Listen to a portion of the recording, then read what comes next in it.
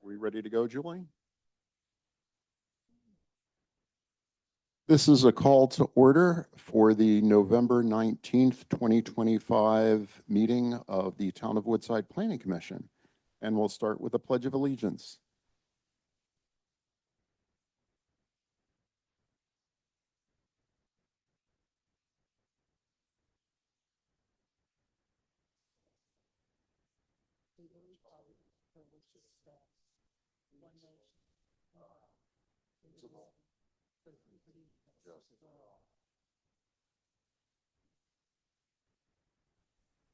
Roll call, please. Chair Weaver, Present. Vice Chair Gar, Here. Commissioner Apfel, Here remotely. Commissioner Gonerko, Here. and Commissioner Tauber. Present. Are there any changes to the agenda as published? There are no changes to the agenda. You do have desk items for the 10 Still Creek project, and I will mention those during that presentation. Now is our public comment period for items that concern the Town of Woodside or its Planning Commission, but which are not on tonight's agenda. If there is anyone here that wishes to speak on an item relevant to the Planning Commission but not on the agenda, now would be your time to do so. We would traditionally do this for up to 5 people, 3 minutes each. And if there are more people that want to speak on non-agenda items, that can be moved to the end of the meeting. So is there anyone in the room that wants to speak on a non-agenda item? Is there anyone online, Julie? For those on Zoom, please use the raise hand feature if you'd like to make a comment. And I don't see any raised hands. Okay. Given that, we will close the public comment period for non-agenda items and move on to the consent calendar, which I believe consists of just approval of the minutes from our October 2025 meeting. Do any of the commissioners or staff or members of the public want to bring to our attention any omissions, mistakes, or other corrections that should be made to the minutes before they're voted on? There seem to be no objections, so the chair would entertain a motion to approve the minutes from October 8th. The motion to approve the minutes. Second the motion. Chair Weaver, Approved. Vice Chair Gar, Yes. Commissioner Apfel, Yeah. Commissioner Gonerko, Yes. Commissioner Tauber. Yes. We will move on to the next item on our agenda, which is a public hearing for a project proposed at 10 Still Creek Road in Woodside. Thank you, Chair Weaver. Good evening, commissioners. I just wanted to note that in addition to all the comments that are attached to the staff report throughout the process, staff has received the following desk items. So we have staff has provided the exterior light specifications for the proposed landscape light fixtures shown on the plans, and all those lights are shielded. There is a Still Creek a roadway document related to Still Creek Road, and that was just provided related to a question regarding if Still Creek is a private or public road, and it's just noting that it is a private road. There was an email related to a recusal request for a commissioner and confirmation that there's no requirement for recusal of any commissioners for this project. There was a letter from an outside organization stated as YIMBY Law. They provided support for the project, outlining reasons they believe the project should be approved. There was an email correspondence with questions from Commissioner Gar, and that related to the YIMBY letter and the town attorney's answers to those questions. And the last desk item is a letter signed by several members of the neighborhood in the surrounding area, noting in opposition to the project and outlining their reasons why they believe the project should be denied. So just given that this is the first hearing by the Planning Commission, I'll give a brief background of the project, and then I'll go through the project changes from the conceptual design review to the formal design review.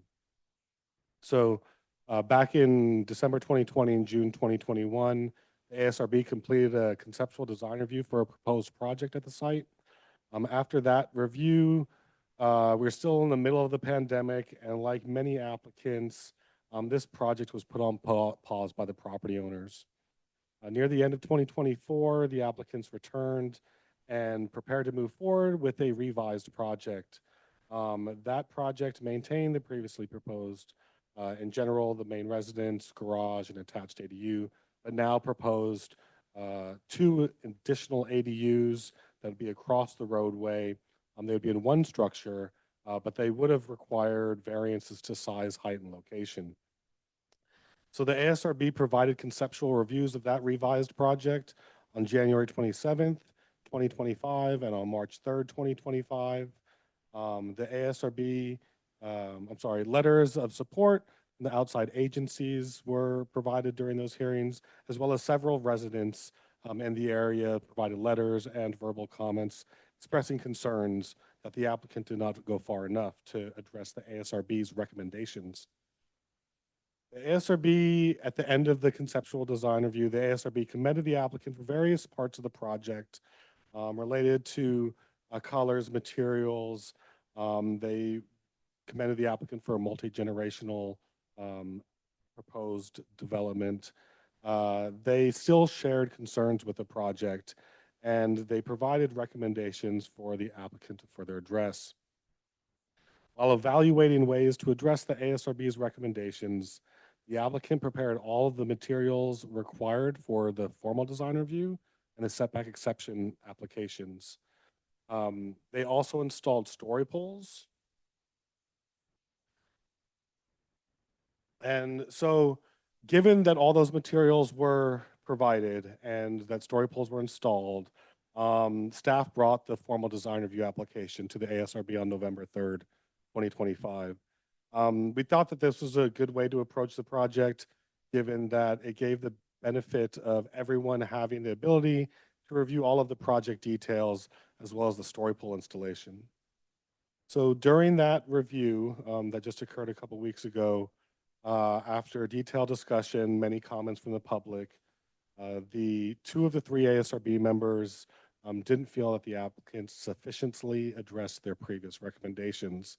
And so whereas one of the members did feel that the applicant was, that the project was adequate for the site, and there was a 2-1 vote that recommended denial of the project design. So at this time, I'm just going to pull up the plans, and as a way to kind of introduce you guys to the project, I will also, I'll go through the changes that occurred between the last conceptual design review and this formal design review application. So on the left side, we have the conceptual design review application, and on the right side, we have the formal design review. Oh, I'm sorry, I'm not sharing. Thank you.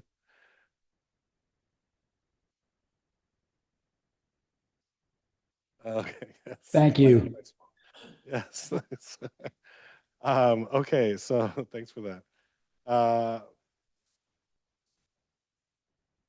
Okay, so on the left side, it was the conceptual design review, and on the right side is a formal design review.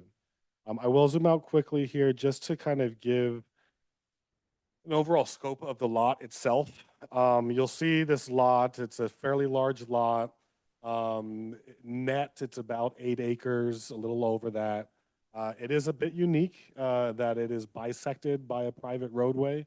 That's not very common, although it does happen on occasion. But it is clearly one legal lot of record. And so there's a large conservation easement on the property, very steep slopes on the downslope side from the road. As you go on the upslope side, it's a smaller area, has some flatter areas, but yet also shares some steep slopes going upward. On both sides of the road, heavily wooded. There's small drainage ditches in the area. And But, although it's a large lot, it's highly constrained given its slopes, shape, conservation easement restrictions. So the applicant has proposed what they've kind of referred to as a multi-generational project in order for various components of their family to live in different parts of the project. And so what you have here, so we have Still Creek Road that bisects the property, and on the lower half is the upslope side, and on the upper half is the downslope side of the property. So on the upslope side, there you enter into a proposed driveway with a parking area. There is a portion of the structure that is a garage, and then it attaches this kind of breezeway, elevated breezeway, to the main residence. And then as well as there's a bridge here, but we'll also have an overhead breezeway connection to this ADU portion of the structure over here. On the other side of the property, there's a proposed ADU. And so with the conceptual design review piece of the project, the starting, I guess, on the downhill side, that applicant, when they revised the project, introduced this structure, and it included 2 ADUs. It included one on a lower level and one on an upper level. This building exceeded the size limitations and the height limitations for a detached accessory structure.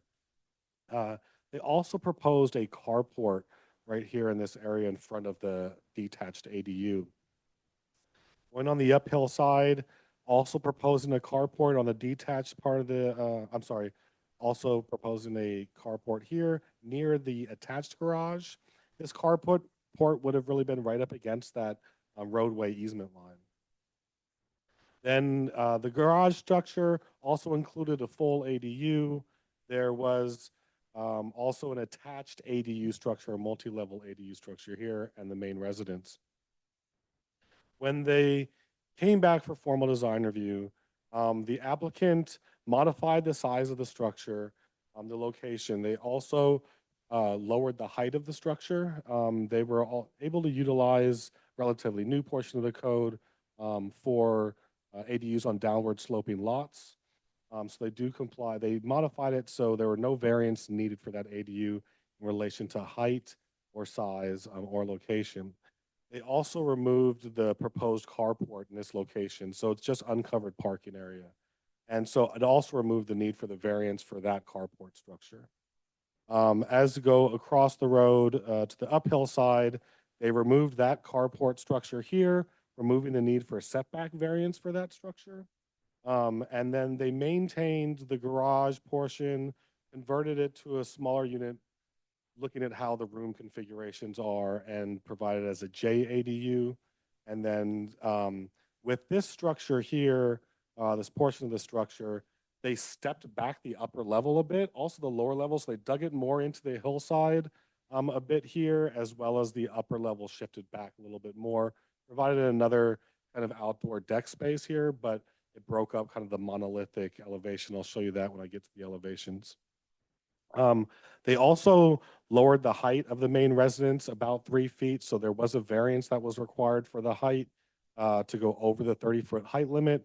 And so right now, I think they're showing about 30 feet 1 inch, but we have a condition to make sure that that gets under the 30-foot height limit. So there'd be no need for a height variance anymore.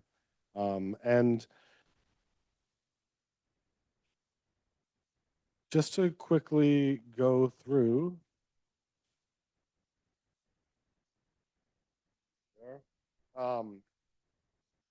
the ASRB, they recommended, so at the time with the conceptual review, they had these ADUs number 2, 3, and 4.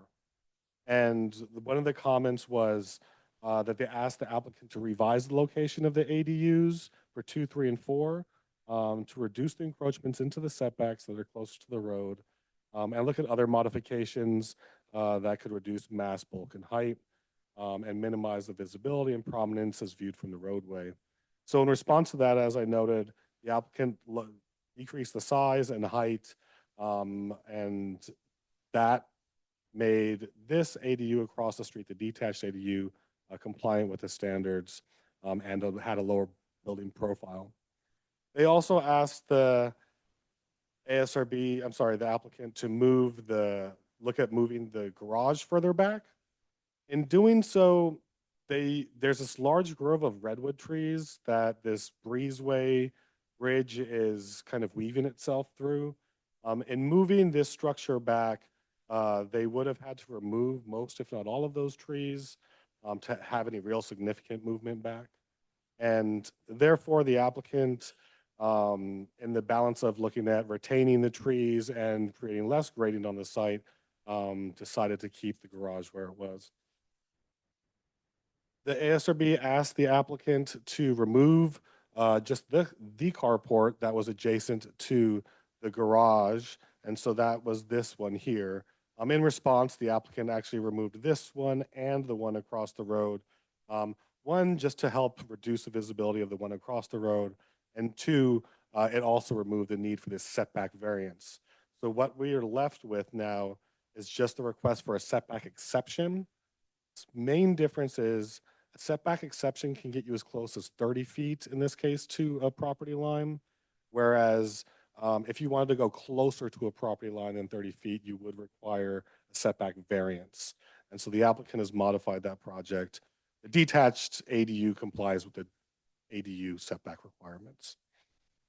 And so that's the primary shifts to the site plan. And what I did note that they stepped back the building, but I'll show you that on the elevations. They also asked for the applicant, along with shifting the garage back, to try to reduce this, what's referred to as the tower element.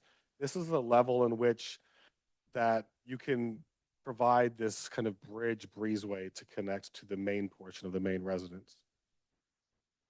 So I'll wrap it up here soon, just to show the elevations.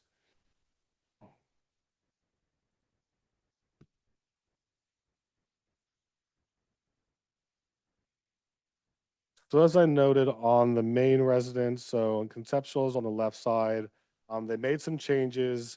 They brought the structure down in height by primarily changing the roof slope, slightly modifying the wall heights. They also brought this side of the building down to grade, whereas it was elevated before. So they reduced some of the height there. The other piece that I really want to look at is the shift for that ADU number 2, that one that is that attached ADU.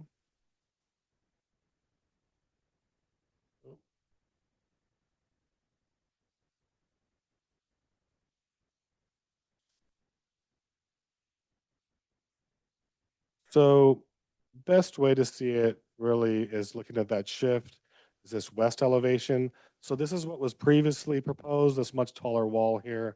What the applicant did was try to, push some of that square footage more into the hillside and further back on the upper level. So you no longer have that larger, tall, monolithic wall going straight up. And this is the wall that would be most visible from the roadway. And so you can, again, kind of just see the kind of shift back that was made for that structure. Here. And then with regards to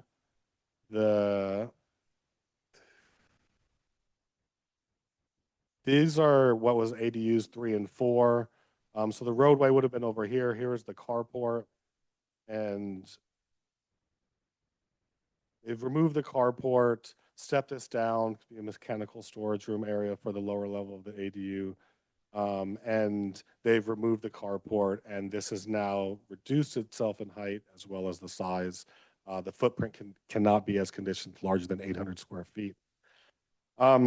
Proposed materials throughout the process, colors, the ASRB has generally supported that. They are using very fire-safe materials. They'll comply with all fire code regulations as part of the project. So it's already been through a preliminary review with the fire district, but we'll have to go through it if it is approved with any construction permits. The last thing, I just want to kind of go through, we've heard a lot on this project throughout the process. They've removed a number of the requested entitlements. We understand that, this is a vacant site.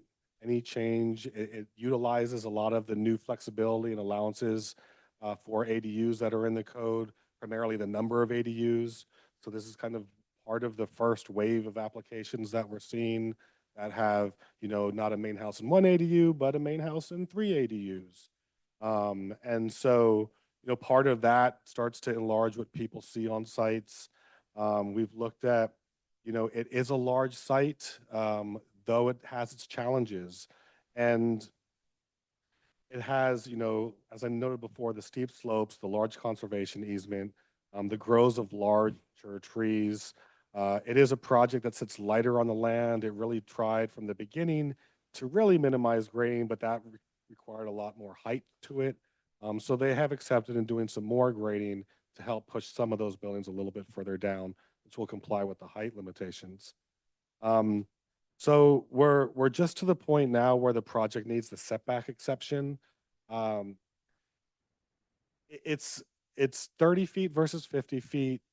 There's not many houses that are in any real relative proximity to this building. For all those reasons, we're really weighing all his differences. And on balance, we felt that this project accomplished the main goals outlined in the design evaluation criteria. It did not address everything that the ASRB looked for, but did attempt to address most of those items or address them or look at them in different ways. So with all that, staff does recommend approval of the project.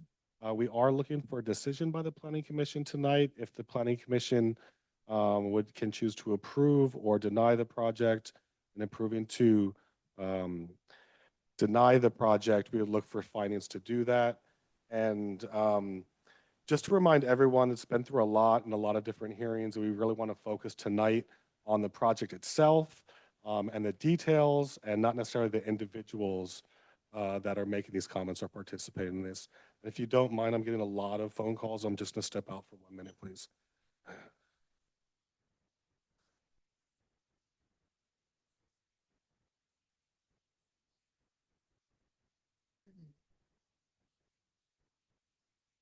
Well, this would normally be the point where we would ask questions of staff, which would be Sage, who just stepped. Oh, cool. You saved the day. False alarm.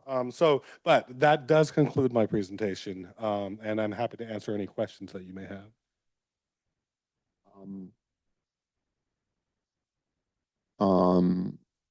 Matt, did you have any questions? Sage? Which Matt? Me? Remote Matt or Matt Carr in the room? How about Matt A, remote Matt? Oh yeah, hi, I'm here. Sorry I can't be there in person. Sage, thank you very much for the recommendation and the detailed presentation. My only question is maybe it's a procedural one or one for the record. I understand that the ASRB voted against this project and specifically on this one setback. Do we? My bias or whatever, my opinion is always to really respect what the ASRB did and how they voted, at least as my starting point. And so are you able to comment or add any detail on what the ASRB's objection was to the setback, or is that just not appropriate for this setting? It's part of the recommendation, that they provided for the project.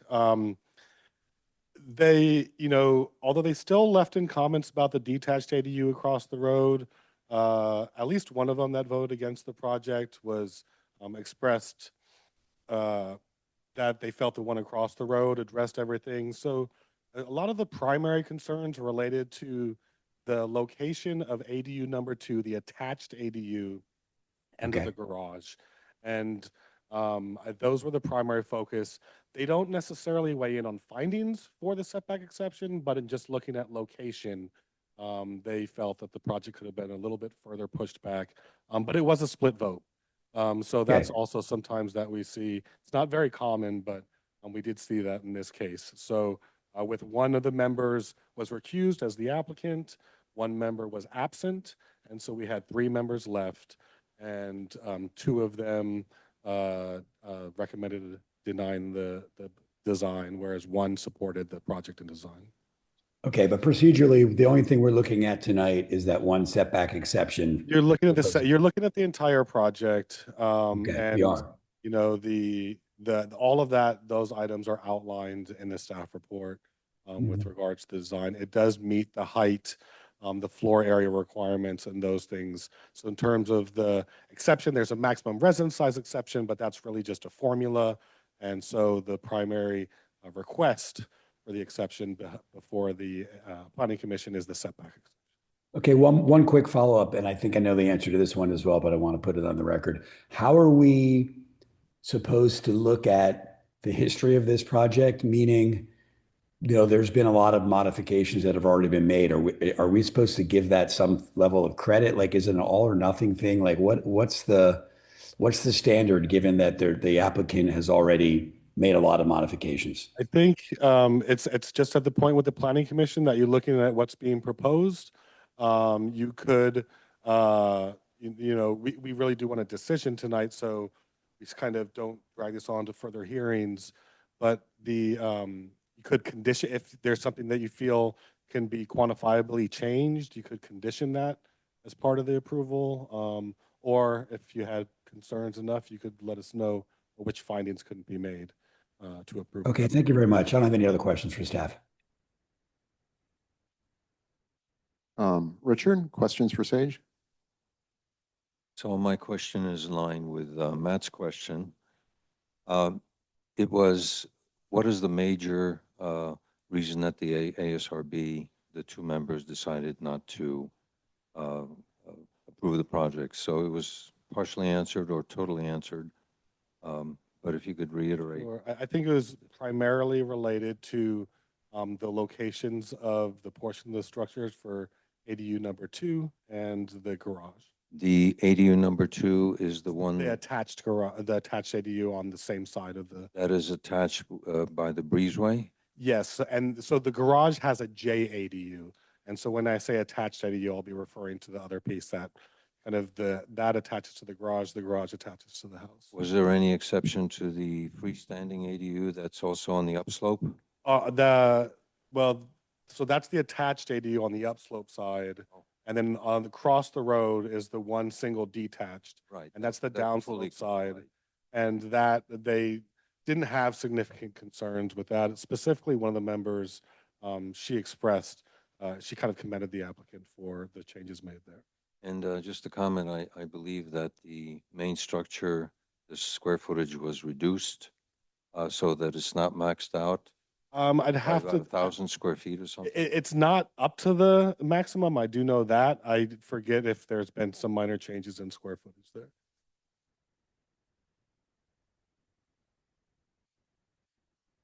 Alex, questions for Sage? And just,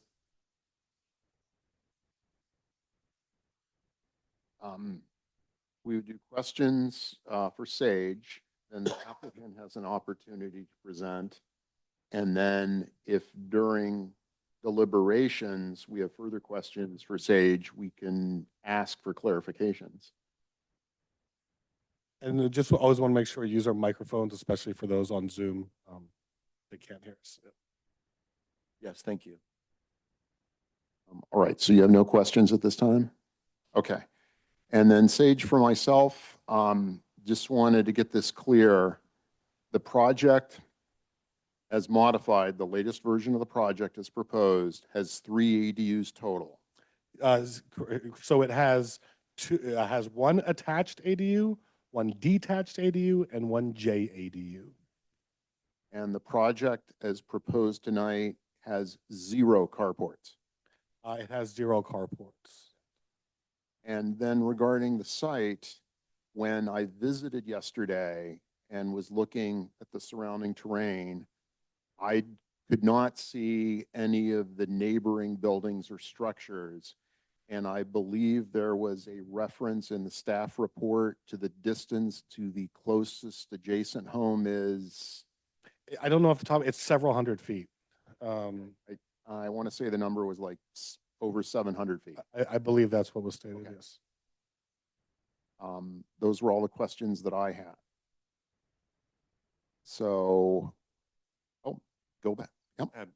Question, I think more to Gene than Sage. So I sent an email yesterday just inquiring about the legal status and maybe wanted to make sure that folks had seen that. Do you mind just kind of giving a recap of, we had a letter from the YIMBY group and another, and just in terms of the town's legal opinion on that and what we're deciding on and to what degree we have standing to make these decisions.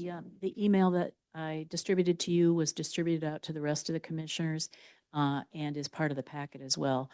The Housing Accountability Act is a challenging piece of legislation to read and to understand, and there have not been any reported cases on it yet. So there's some level of ambiguity, but not every single family residential project is a Housing Accountability Act project. In this instance, we have a single family residence with, as Sage just said, 2 ADUs and a JADU.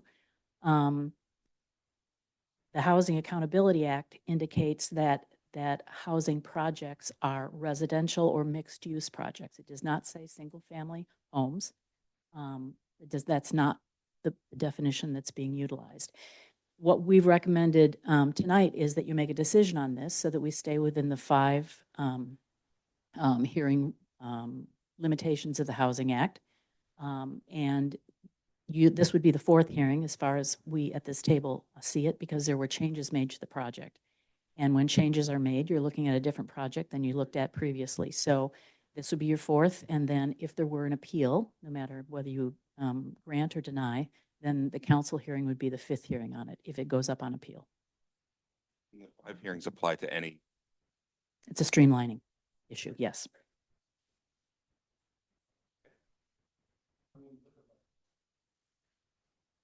I'm always going to challenge Sage here.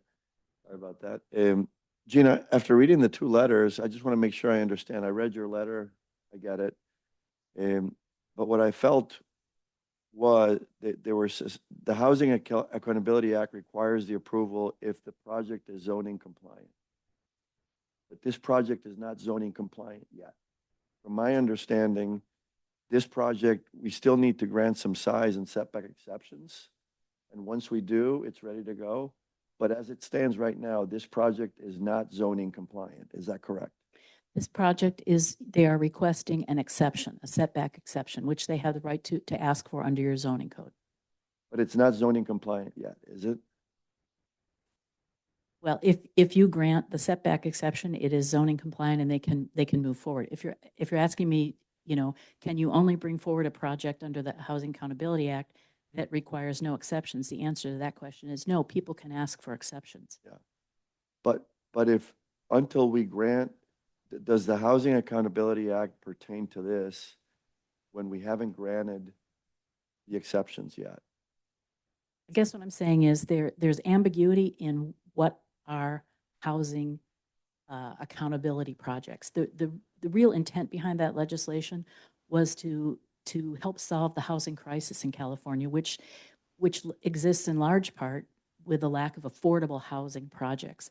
So the Housing Accountability Act does not say every single brand new house being constructed in California is part of the Housing Accountability Act and governed by all of the requirements of the Housing Accountability Act.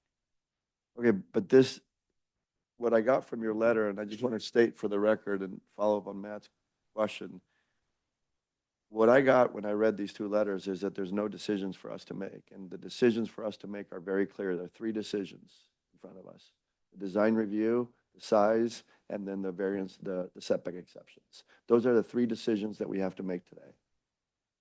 Yes. Okay. I just want to make it clear because I thought these letters were chilling as far as what we're responsible for today. Follow up, the size is formula driven, no? But that's not a decision we're making. There's 2. Formal design review and then the setback. Any further questions for Sage or Jean? In that case, now would be the time for the applicant to choose to make a presentation if they wish to do so.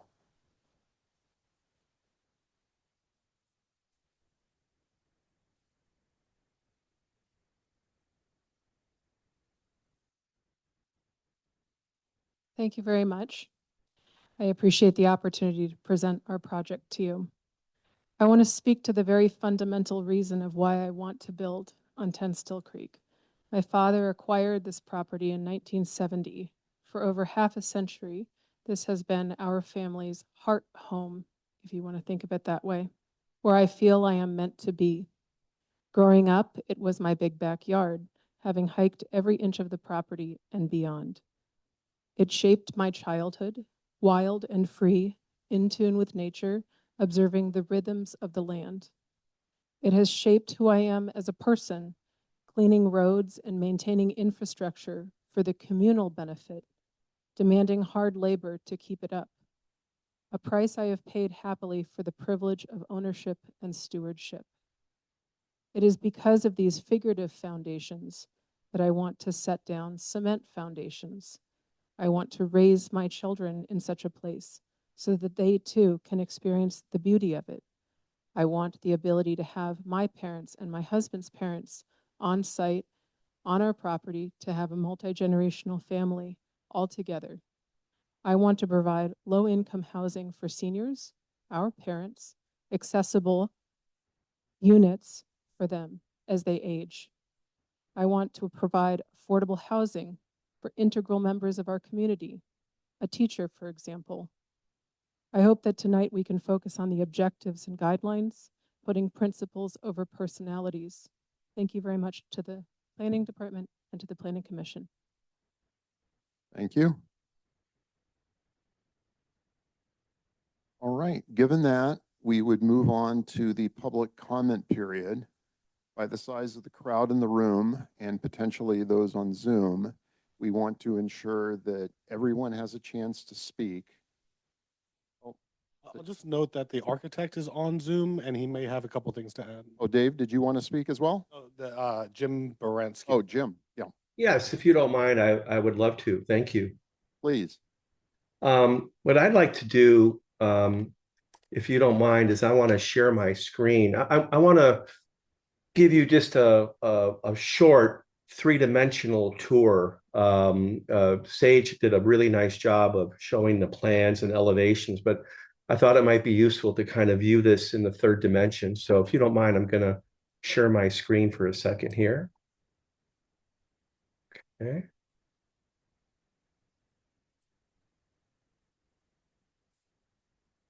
So what can you all see this? Yes. Okay.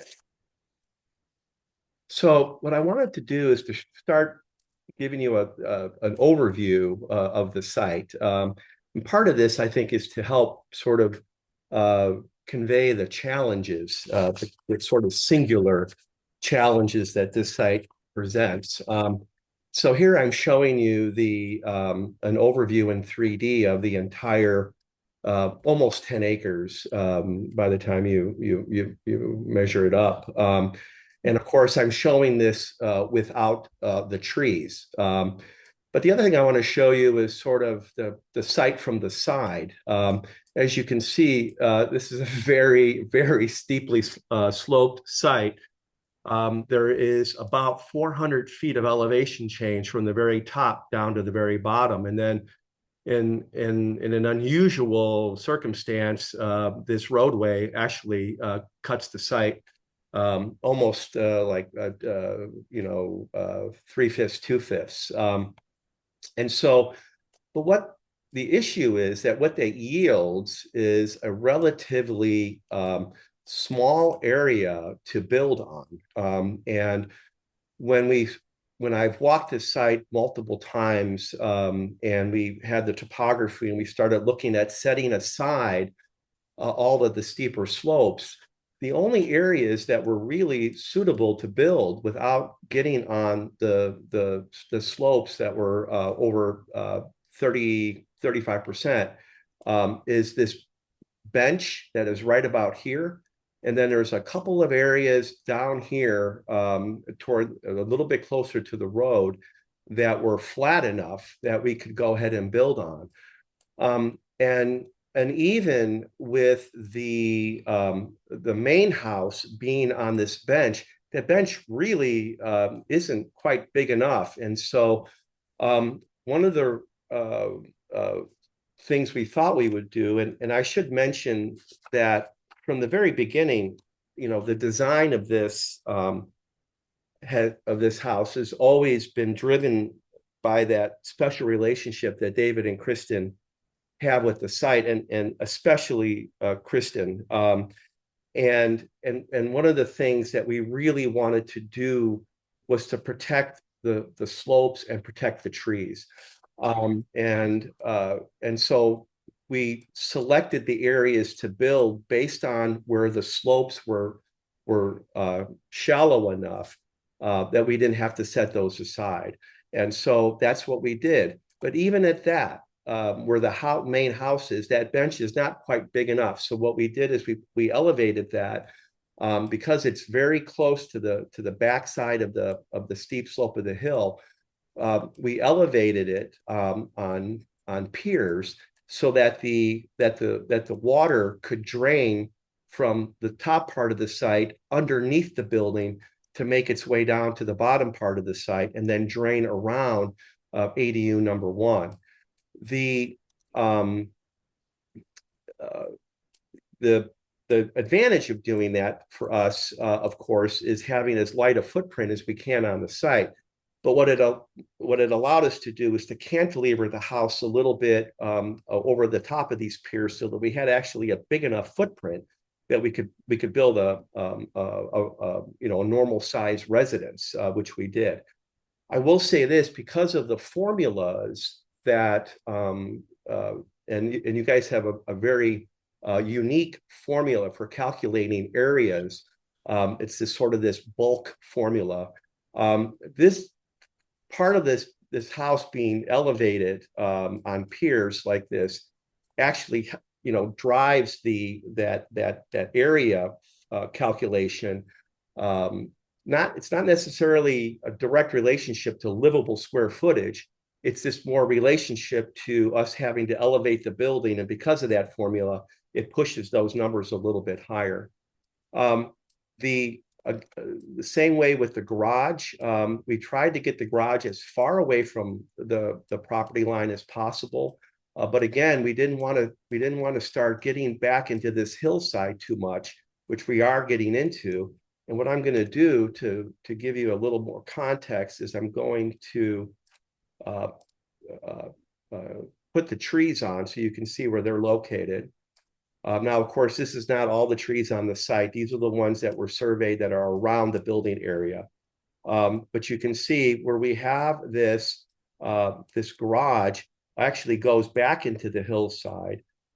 We have our JADU up on the second floor. And then the tallest portion of the building is this elevator shaft. It's only about 118 square feet.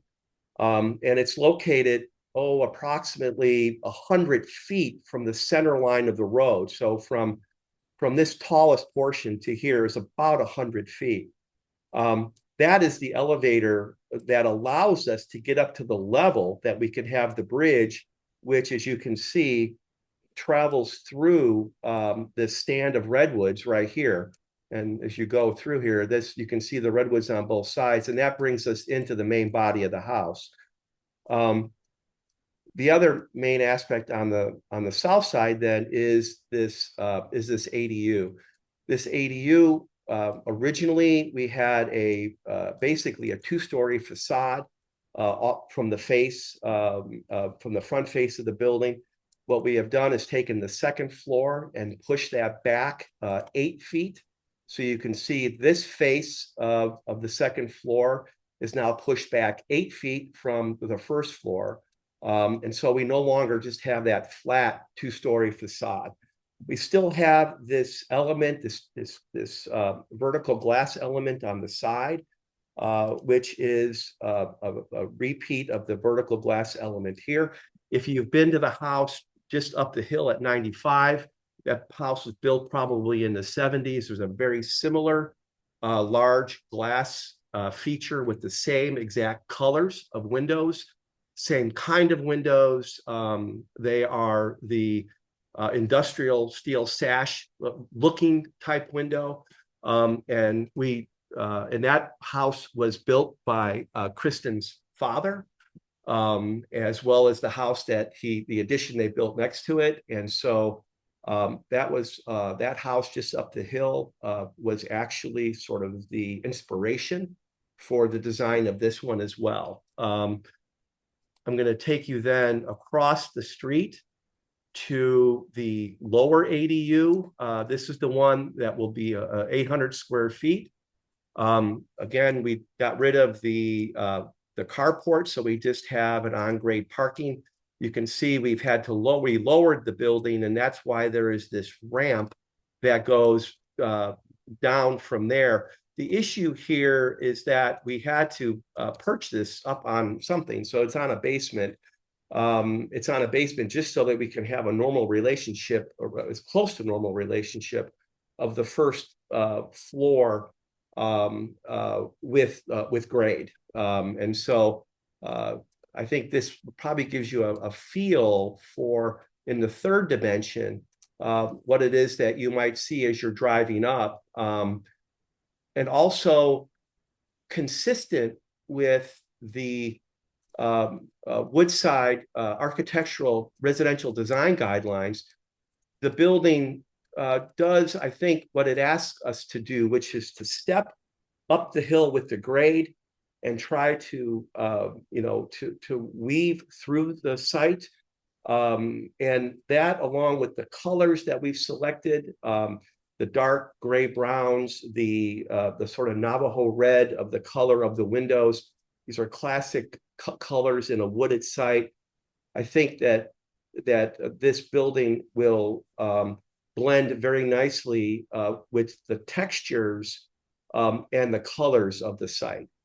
So with that, I'll answer any questions that people might have.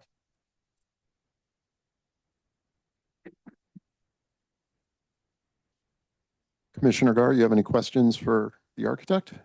Yeah, if a couple. So looking at the 2D view that has all the 35 and 50% pieces mapped out, just looking at the main residence off to the, I guess, where we're looking at it right now, to the left of it, and it shows an area of largely white. Was the thought process in not sort of leveraging some of those flatter areas that are beyond 50 feet and inciting the ADUs, given that would have obviated the need for the variance? I'm sorry, are you saying the area that is in this view, are you saying below the main residence or to the right? No, I mean, I'm looking at plans on my screen. Oh, I'm sorry. Yeah, so there's just, I don't know if we can maybe go back to the one that Sage had been showing it earlier. You may be are you talking about on this side of the main residence?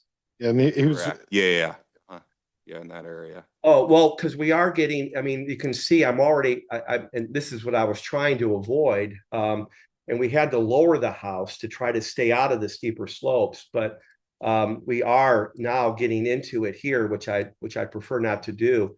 The further we go, as you can see, this hillside, and it's kind of hard to see, I can maybe see it from here, but the further you go out this direction, we get into this hill. And I think that may be the area you're talking. And we're trying to, the goal all along has been to try to stay out of any of the steeper slopes, which in the design guidelines tell us that we're duty bound to try and do. Yeah, I mean, to me, I think the question I'm kind of getting at is a trade-off between, like, either way, there's exceptions, right? And I mean, even with the piers, it seems like it's actually a design that's quite amenable to being on a slope. As we know, that the codes have become more lenient on the 35% and higher slopes. So I'm interested in if you all thought about that trade-off, and also in some of the conversations with, say, neighbors, et cetera, if those trade-offs were discussed, and how you made the decision to seek the setback variance in lieu of a 35% variance. I think it was, the setback variance came from the fact that when you use the pure 50-foot setback, that the amount of buildable area becomes very, very small. When you combine the 50-foot setback with the slopes, we have an area that becomes very small. So we were more interested in having less impact on the site itself, less excavation, less tree removal. And that goes back to David and Kristen, and particularly Kristen's charge at the beginning of this project was to create to try to be as sensitive to the natural features as possible. And that's what we set out to do. And if I may note that the setback exception is really related to that garage. The garage is the one that is 30 feet from the side property line and 30 feet, or not quite, a little further than 30 feet from the front property line. But the bulk of the structure in the back, that is all compliant with the required setbacks. The garage or the? The portion, both, so the attached ADU and then the garage is both side and front. And then for the attached ADU, it's the front. Okay, and I certainly heard about the perspective of the applicants. Were these things discussed with just interested in kind of how you weighed the applicants with the neighbors, just given, I mean, I've just seen there's obviously a huge volume of opposition in the 400 pages of correspondence on this project. So I'm just interested in like how those discussions went and if you weighed kind of the broader set of viewpoints. I think we did. And I think part of what we tried to do is to minimize and we did significantly minimize the bulk of the building. So we got rid of all the height exceptions. And this ADU, not only did this ADU, the one that's closer to the road, change in setback, meaning we took the upper story and we moved it back 8 feet, but we also lowered it too. So its height is less than it was before. And that's how, and so that's how we were trying, because the more we move it, the more trees we're going to lose. And again, we're trying to weigh, how do you, considering what the nearest neighbor, how the distance to the nearest neighbor's house, the number of people who go up and down this road, versus do we get rid of more trees and dig more slopes, or do we try to say, okay, we can live within the we'll have the 30-foot setback exception, but we reduce the scale of this ADU by taking its roof down and compressing it. We have only a 7-foot 2-inch height for the plate height at the front of this. This is where the bedrooms are, and there's a slope that goes back. So we went ahead and sloped that roof towards the back so we can have a little bit more height on the second level. And you can see there's a shallow pitch to this roof, but we compressed all that as much as we could to try to reduce the scale. That was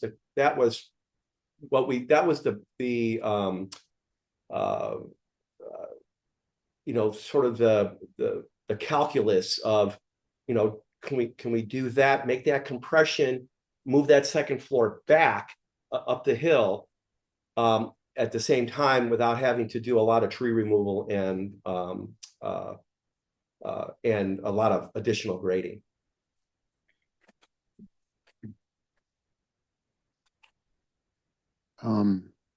Matt Epfel, do you have any questions? I do not. Richard? Yes, I do. So regarding this depiction of the trees on the property around the house, I'm interested to know what is the what is the height of the lower part of the canopies of these trees? Because on this 3D rendering, they are quite high and the property is quite visible. So what is it currently and what is the projected lower canopy? Yeah, I'm going to have maybe Kristen answer that question. I will say this, anyone who's dealt with in the architecture world and deals with trees in computer 3D models we run up against the same challenge, is to make the trees look as close as we can to what they are. I will tell you this, the tree trunks are the size of the tree trunks that are on the trees. The height of the trees are very tall, but the canopies, I'd have to maybe leave up to, maybe Kristen can answer that. They're probably, I show them higher than they probably really are. Mhm. The other question is, you mentioned that it's the garage and the JADU that's, well, the garage part of the JADU that is the one that is of most concern as far as the distance from the road. But what about the ADU that's, looks to me like freestanding on the upward slope, the one on the right? So it's both of those structures, Yeah. those portions of, so Both of them. what we call the attached ADUs on the right, and the garage with the JADUs on the left. And both of those would encroach into the 50 feet, but still be at least 30 feet. So I would be quite interested in knowing what the lower canopies of the trees are and how they will be in the future, what the plans are for them. It's my main question. And I don't know if Kristen is, I don't know if Kristen's still there. Could she maybe answer that? I mean, Absolutely, please step up and, And I'll just add that there will be, the fire district requires limbing up of trees, and I've seen it a lot. To answer your question, we worked with 2 arborists and a forester to come up with a vegetation management plan for the entire property. We did focus on the area where the house would be built because it becomes infinitely more challenging to do work when you put a house on there.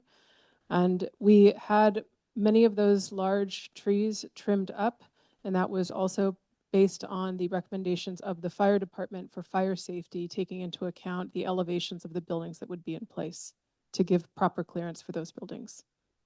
Does that answer your question? So the depiction that we see here is closer to the actual, I think it varies tree by tree. So some of the trees that you see to the left of the structure have canopies that are lower down, probably about maybe 40 feet up. The trees that are most close to the house, they are limbed up probably 50 feet to 60 feet. so the canopies, the lower canopies are above essentially the roofs. That is correct. And the trees themselves are anywhere from 80 to 100 and I think 50 or 160 feet tall, depending on the tree. Okay, thank you. Yes, you're welcome. and just to follow up, in addition to the trees that or actually, did you have more questions? Oh, go for it. Yeah. Okay. Okay, we'll move on to Alex.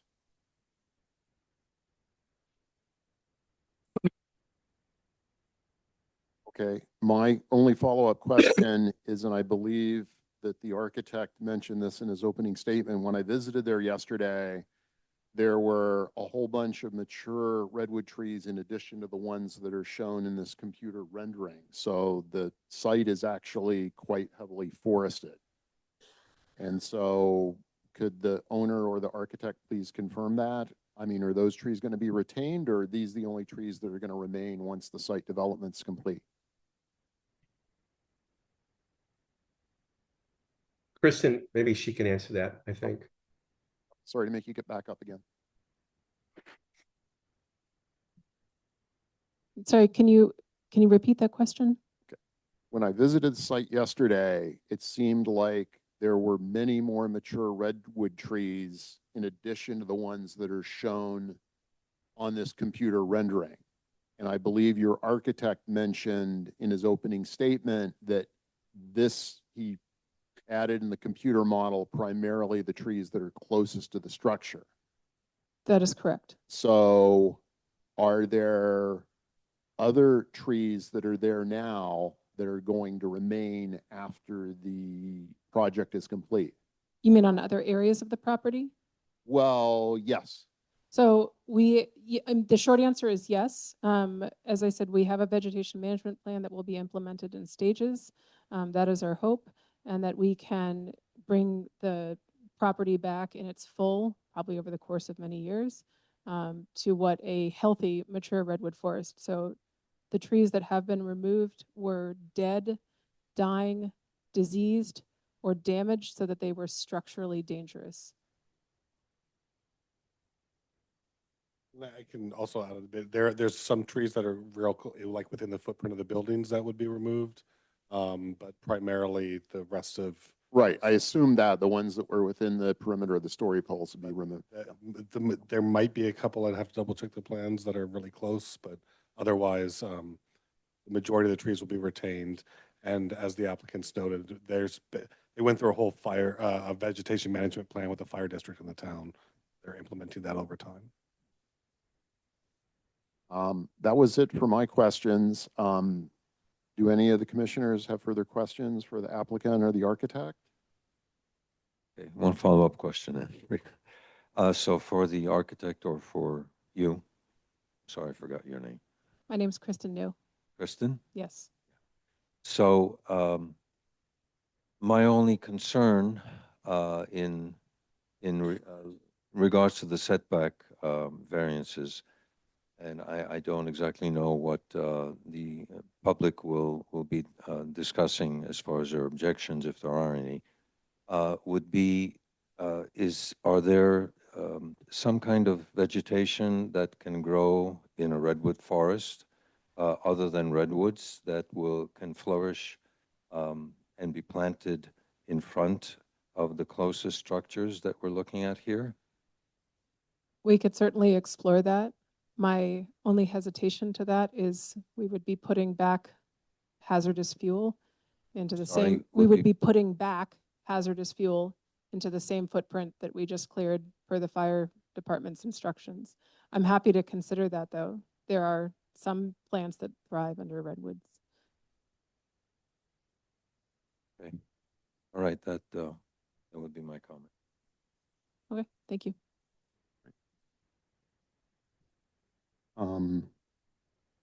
Given that, then we seem to have reached the conclusion. Are you done as well? Okay.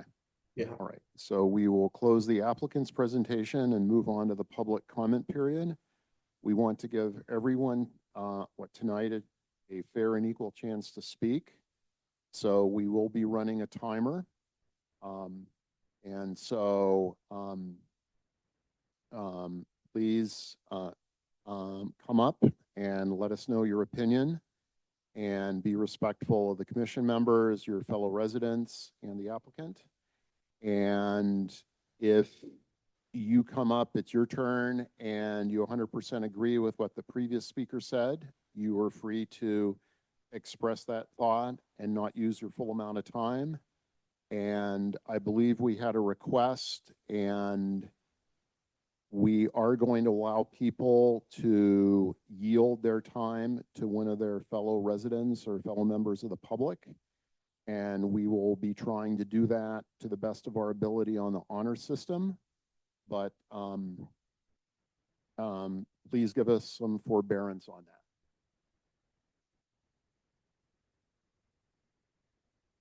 that.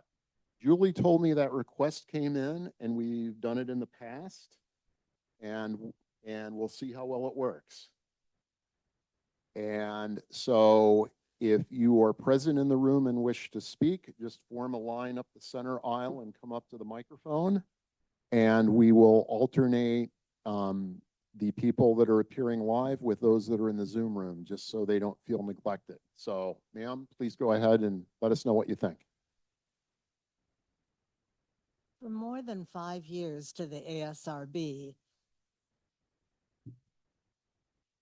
Can you hear me now? Speak a little closer to them. Yeah, move a little closer. Okay, how about now? Perfect. Great, thank you.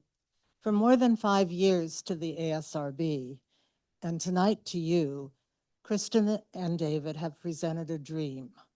Their dream of a multi-generational family compound. That dream is to be built on less than a half acre on Still Creek Road. It's a very constrained site. As ADUs were added to the original dream, applicants stated that the ADUs would be rented at market rates. Today, in the almanac, applicants state that ADUs will be provided for low-income housing.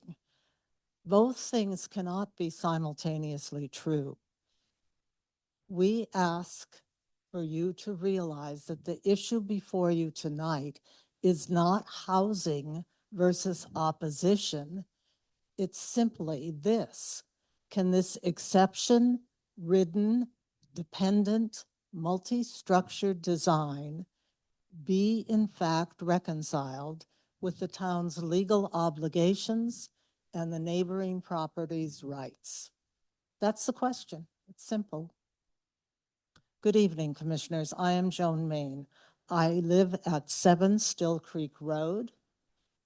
Planning should not grant the requested exceptions.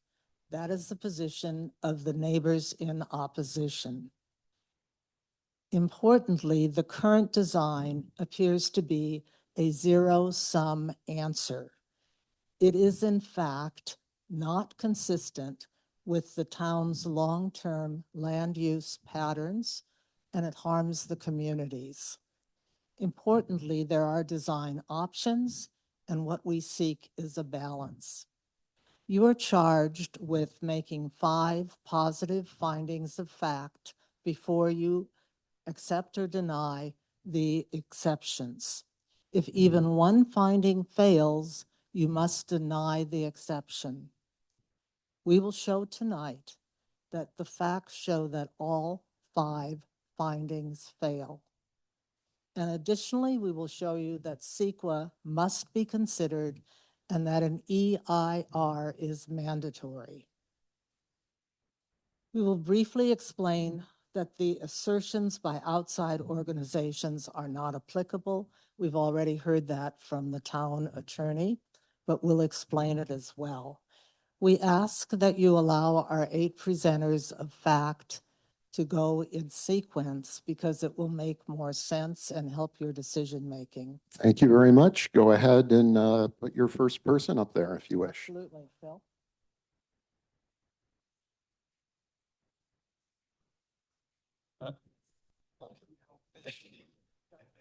Good evening, Commissioners. My name is Philip Bourgeois. I live and own the home at 100 Skywood Way, one property away from this proposed project. I'm one of the 22 neighbors opposing the project as submitted. We've been there 33 years and have known Kristen her whole life, almost her whole life. If the submission was within compliance, we would not be here.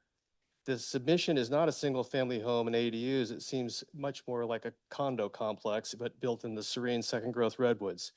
And if you haven't walked Still Creek, I implore you to do so. My comments address finding 1A of the setback rule, the requirement that there are no conforming alternatives available. This is a mandatory element. The law is very clear, and any conforming alternative exists. If any exists, then the finding 1A fails, and the setback exemption cannot be granted.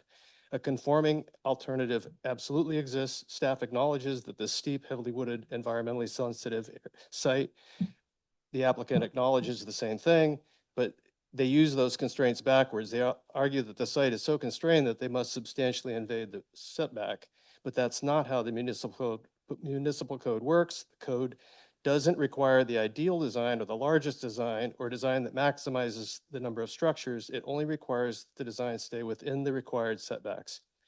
And on this 8-acre parcel, it's feasible. A conforming alternative exists in 3 ways. First, the applicant could reduce the number of ADUs. A smaller project fits without invading the setback. Second, the applicant could reduce the mass of the attached ADU and garage. The decision to place the bulk in the setback is a preference, not a necessity. Other applicants on difficult parcels routinely adjust their design to comply. And third, because the site's constraints are uniform across the parcel, steep slope, mature trees, and canyon-like formation, then a reasonable alternative is to reduce the overall scale. Doing so is the environmentally responsible solution to the code, which it actually anticipates. And this, I also ask, there has been no direction on the septic and leach field requirements, but when you put this many, there's up to 24 parking spots. When there's that many people on a site, the septic is going to be significant. And there's major setback requirements, and there's a creek at the bottom. I don't even know how you're going to account for that. For these reasons, there is a conforming alternative And because the applicant must prove that none exists, they have not met their burden. Finding 1A cannot be made, and for this reason alone, the setback exception must be denied. Thank you. Maybe we ask questions of staff in the meeting. Yes, we can decide that. If you have a, Just go question- for it. okay, if that's possible. Just question on the septic. Has there been any progress on those permits or approvals, or is that something that's driven? Septic, the applicants were only required to show where they propose to put septic. The county reviews that stuff with building permit applications. So they, That would be subsequent to this. yes, if it's approved, they have to comply with all county regulations related to septic. Please go ahead. Good evening. My name is Carolina Blake, and I have lived here 17 years. I own a property at 60 Ranch Road on Skywood. I'm also the lead fire-wise person that serves the Skywood Acres and also Steel Creek. And I do oppose the exception for this proposed multi-IUD compound. I'm talking about finding 1B that says the available conforming alternatives could cause greater adverse impact on the natural features or adjacent precedents than the proposed exception, but that's not true. The entire area is officially designated by the town general plan as very high fire hazard severe zone, and by CAL FIRE 2. These designations are binding, and it binds all of us. The topography here, and you saw it in the map that was shown earlier, has funnels that the wind goes through, especially in very narrow areas, and that accelerates heat, flames, and amber. The site is exactly sitting on one of those chimneys. So the applicant proposes a main house, multiple IDUs, large garage, I suppose dozens of parking spaces, or all of that is concentrated in a very small area. When you increase structure people and you increase dozens of vehicles inside a chimney, the risk goes up, it doesn't come down. If you actually do this under a conforming design, every risk moves correctly in a safe direction and in a way that can be sustainable. All these facts, you can find them at the National Fire Program Administration, FEMA, US Fire, and this is what our local fire, CAL FIRE, and others use here in California. Closely clustered structures on steep slopes dramatically increase radiant heat transfer and the chance of losing multiple homes at once. On the personal side, and on this, many years ago, I volunteered at a hospital in the children's burn unit. I saw the suffering from that results from having been scarred for life by fire. You can rebuild a house, you can rebuild a neighborhood, but you cannot rebuild a person that Thank has you. been destroyed. You've reached the end of your time. Thank you. Next person, please. Thank you for your thoughts on that.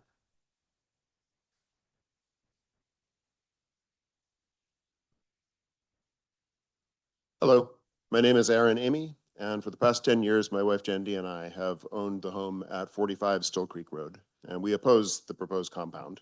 Among the many reasons this project is problematic, I'm specifically addressing finding 1C, whether it conforms to the setback pattern in the surrounding area. If it does not conform, and it does not conform, then the exception cannot be granted. The Still Creek development pattern is deeply rural. Unlike the nearby Skywood Acres area, we have multi-acre lots on a precarious private road. We are not subject to the CCNRs or to their homeowners association. There are a total of 4 homes with Still Creek Road addresses. 3 of those homes sit hundreds of feet back from the road and are completely invisible from the roadway, while the 4th is also well outside the setback and screened by trees. Applicant wants to place 4 dwelling units just 21 to 36 feet from the road with multiple stories of vertical massings at the road edge, 78 exterior lighting fixtures, and 24 parking spaces in the front setback. Nothing remotely similar exists anywhere on Still Creek Road, yet the applicant is requesting multiple exceptions to allow it under the pretense that it conforms to the prevailing pattern. In support of this fiction, applicant has submitted a purported setback study. Their study cherry picks homes on much smaller lots in a different neighborhood with different histories, different CCNRs, and unlike Still Creek Road, serviced by high-capacity town roads. This so-called study is so biased that it does not even include the homes that are actually on Still Creek Road. Our municipal code does not allow redefining the Still Creek pattern by importing outliers from elsewhere. Rather, the code requires conformity to the pattern that actually exists there. You've been provided with double-sided printouts that show the photographs taken from the road of every Still Creek Road driveway. As you can see, the homes at 3, 7, and 45 are not visible from the road. Our driveway is 535 feet long, and the other homes are set back similarly. The only road that's closer to the road is 35 Still Creek Road, and it's 59 feet from the edge of the road and down below the road level and filtered by trees. Not a single one of these homes would require an exception if it were built today. This nonconformity with the existing setback pattern in the Still Creek area was cited by your own ASRB as a reason why they recommend rejection of the project based on the formal design review explicitly, as well as the exceptions, even though it was submitted and advocated to them by one of their own members, who we now learned was also attempting to influence members of this commission, and you can imagine how we feel about that. The rural nature of Still Creek Road is why Jendi and I are here. We love our home in the woods, and this is why this project would turn it into an unsightly suburban sprawl. This is why every single resident of Still Creek Road stands in opposition to it. So back to the legalities, finding 1C requires an affirmative showing.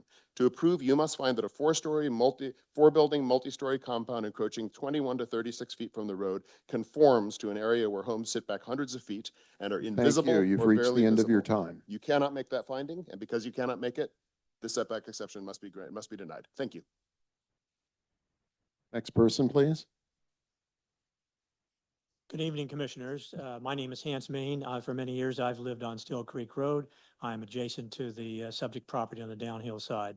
Tonight, I'm going to speak about how this project threatens the private road, our land, and our neighbors. To be clear, I oppose the extreme excesses of this multi-structure compound as currently proposed. Specifically, I will address finding number 2 as to whether the proposed exception will cause no significant negative environmental impacts to the applicant's property, adjacent properties, or to the surrounding neighborhood and town. Let me begin with one simple point of truth. For more than 30 years, both the town and the county have refused to take responsibility for Still Creek Road. The staff report states this, and I personally know it to be true because I've read the historic reports and studied the original Still Creek subdivision file. The town rejected the road for environmental reasons then, and it has rejected it ever since. Why is the town's longstanding determination? Because the town determined that the land itself, with its steep slopes, unstable soils, and fragile drainage, cannot safely support greater load or higher density than was and remains in the town's own environmental judgment. And Mother Nature herself has proven the town's judgment to be correct. A segment of Still Creek Road collapsed not long ago, right beside this project site. The 3 Still Creek residents and the applicant paid more than $300,000 to repair it. You can see the repair costs in Exhibit B of our letter. This project increases traffic load and deterioration, and if the road fails again, many of us homeowners would literally lose access to our homes. Now let's look at what proposed on this fragile landform. A main residence, a JADU, 2 ADUs, a future ADU already previewed, and 24 parking spaces. Let me repeat, 24 parking spaces. Just think about this great increased traffic up and down this private narrow road over the fragile land. Add to that 78 exterior lights, even though the town code requires that exterior lighting be minimized. 78 lights in the dark forested canyon are hardly minimized. There are major new environmental impacts that every passing resident will see in the night. None of this is minor. Every element increases traffic load, ignition sources, drainage, disturbance, slope pressure, noise, light, air emissions, and evacuation conflict. These are exactly the impacts the town has spent 50 years avoiding by refusing to accept or go down this road. The basic rule of planning is density follows the road. If the town has determined for decades that this road cannot safely support increased density, the town cannot now declare that significant increased density causes no significant environmental impacts. So let me put it plainly, you cannot refuse to go down the road for 50 years and then in the very next breath pretend to say the same fragile grounds can suddenly carry much farther before. Because of this significant environmental impacts that do exist, finding number 2 cannot be made and the setback exception must be Thank you. denied. Thank you.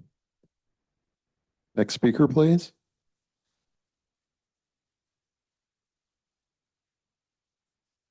Good evening. My name is Royal Copperwood. I've owned and lived at 35 Still Creek Road for 6 years, down at the end of the road. My comments address finding number 3, that the project produced no significant impact on the privacy of the neighbors, and I think that that finding can't be made. When the story poles went up, it became pretty clear that there are a bunch of upper level rooms that look directly over the road and onto the adjacent land. At night, those windows will be illuminated and everything will be visible from the road. And the privacy of the neighborhood will be affected immediately by the construction of those structures.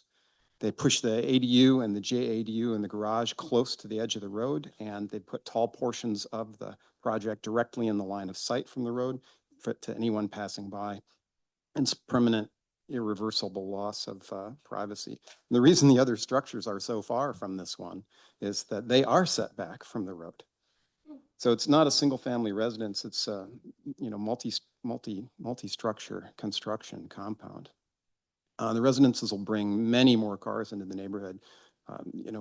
If you think 24, I mean, I think there are only 8 or 9 residences in the other, 8 or 9 residents in the other houses combined. So it'll just be a lot more traffic, a lot more noise, and a lot more load on the road. So a conforming alternative could pull these elements further back into the site, reduce the elevated massing, eliminate some of the upper structure viewing windows, and each one of those changes would improve privacy. If an alternative can produce privacy and even a little, then this proposal can't say that it meets the standard of producing no significant impact. So the code requires a perfect score on privacy, no significant intrusion, and this project simply doesn't achieve that. So finding number 3 can't be made and the setback exception should be denied. So I'd yield my time to the next speakers. Thank you. All right, somebody has a 1-minute positive credit.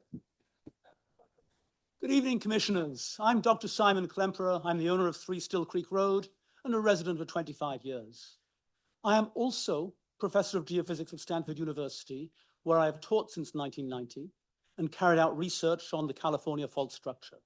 I've written 15 peer-reviewed papers on the San Andreas fault system, collectively cited over 400 times. I serve on the Portola Valley Geologic Safety Committee. So I examine the land scientifically as well as knowing it personally. My conclusion tonight is simple. The proposed 4-unit compound exceeds the carrying capacity of this land. And because of that, findings 4 and 5 cannot be made. Let me explain the evidence that forces this conclusion. As you know from the report to the Planning Commission in front of you, see page 233 or see page 384, the project site has been known from the start to contain overlapping geologic hazards. First, the town classifies the site in geologic hazard zone S. Soils and slopes are unstable.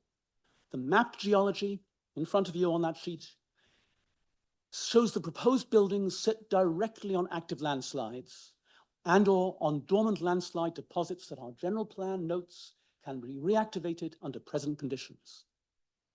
Second, the U.S. Geological Survey maps the Pilositos Fault directly along Still Creek Road, meaning this project will be built on and span across a fault. I have personally observed multiple ruptures where the fault crosses the buried water pipes that serve my house and the neighbors. These breaks, the photos, the repairs I've shared, are classic indicators of fault creep, signaling stress buildup at depth that ultimately leads to earthquakes. Third, this site, as you've heard, is in a Town of Woodside designated very high severity fire hazard zone, 4 units in a steep topographic chute. The fire chimney that was so evident in the architect's rendering. It adds ignition sources, it adds heat load, it adds many more residents who need to evacuate through the same constrained corridor. This is not what SCP-5 zoning was designed for. Still Creek Road can't support the additional density. I saw the collapse that occurred below the project site. The town and the county have refused for 5 decades to take the road into the public system because it is too narrow, it is too substandard, it is too geologically unstable to upgrade easily. The general plan requires the town to avoid creating new hazards or exposing residents to avoidable risk. This project does both. For these reasons, you cannot make findings 4 and 5. SCP-5 exists specifically to limit density in steep, fire-prone, slide-prone terrain. The general plan requires you to avoid intensifying development in hazardous areas served by substandard roads. This project violates those requirements. The setback exception must be denied. Thank you. Thank you.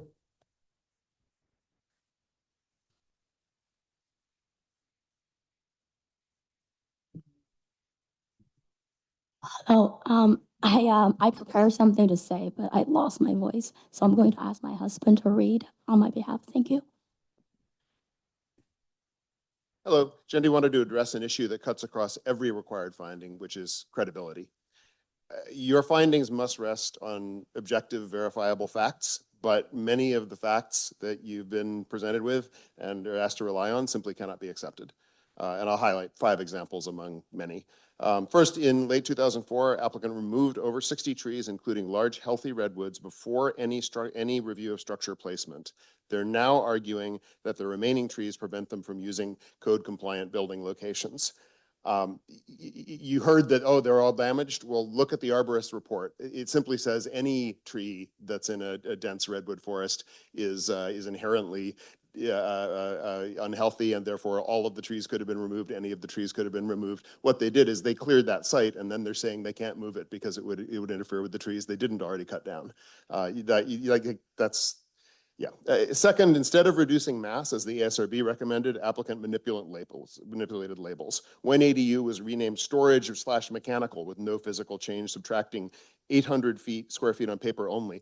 The architect's CAD that you just saw showed inside the windows of that room living room furniture, not mechanical storage. Another ADU was renamed a JADU by adding a pocket door and extended cover walkway to attach it to the house, and a bedroom and a kitchen in that structure are counted as part of the main house instead of the ADU. It's not mass reduction, it's gamesmanship.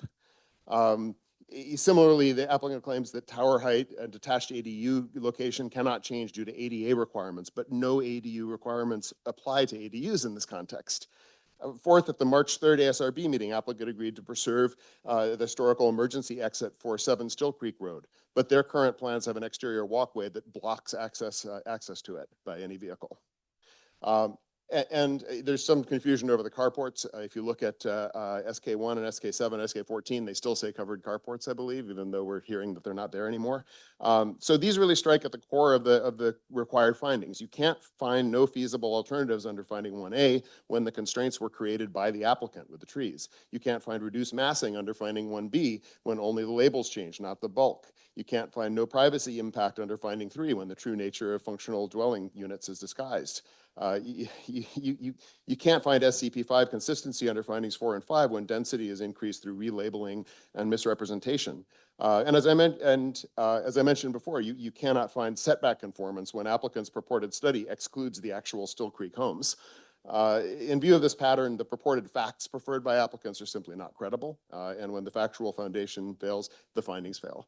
I wanted to very quickly correct something. I'm worried that you may have been exposed to some liability through some, I'm sure it was an inadvertent misstatement from your staff earlier. When you were asking about the ASRB findings, I want to direct you, if you don't have those findings directly in front of you, if you look at the neighborhood letter that was submitted in section 8, Do the we want to second let page, this we particular quote it. speaker continue?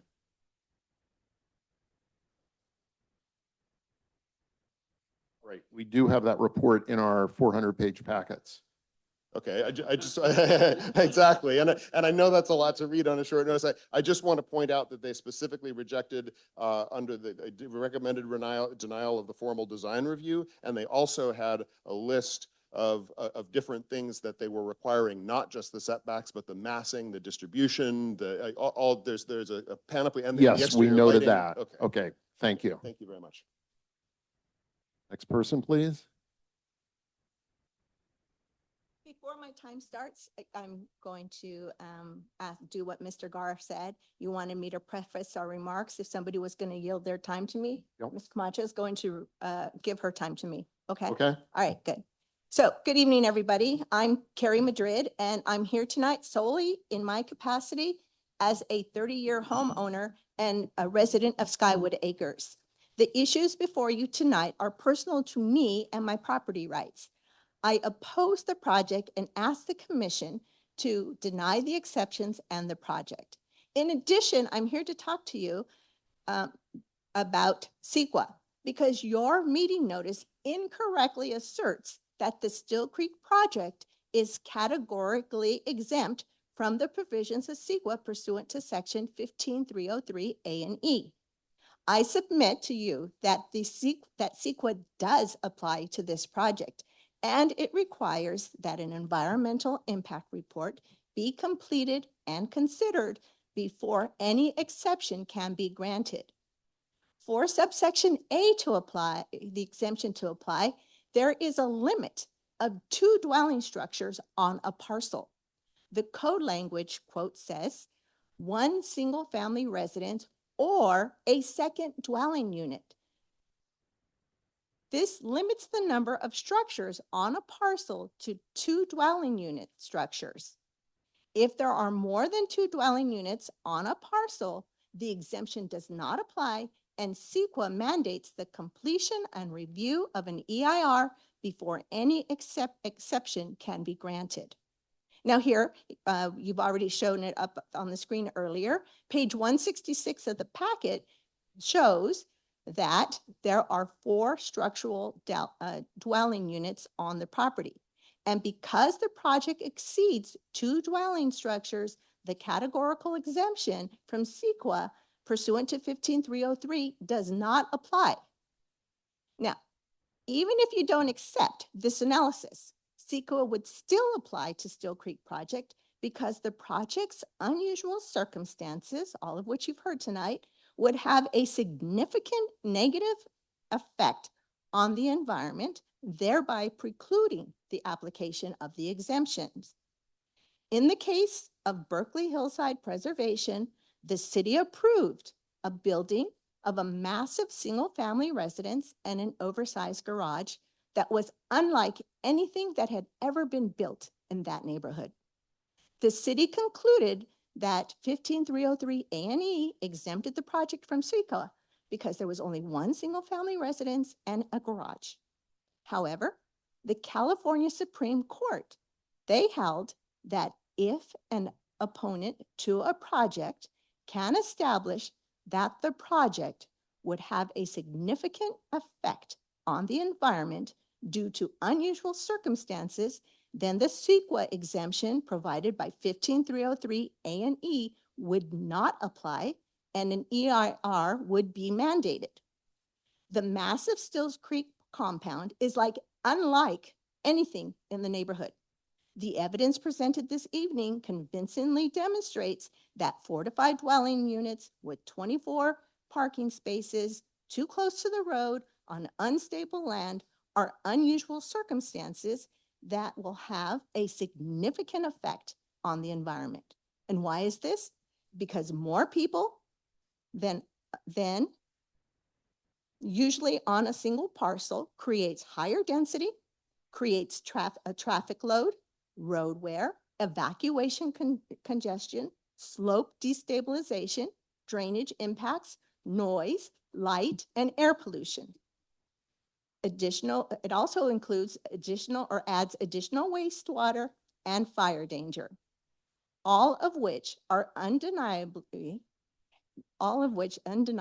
have a significant negative impact on the environment. Hence CEQA, the exemptions don't apply.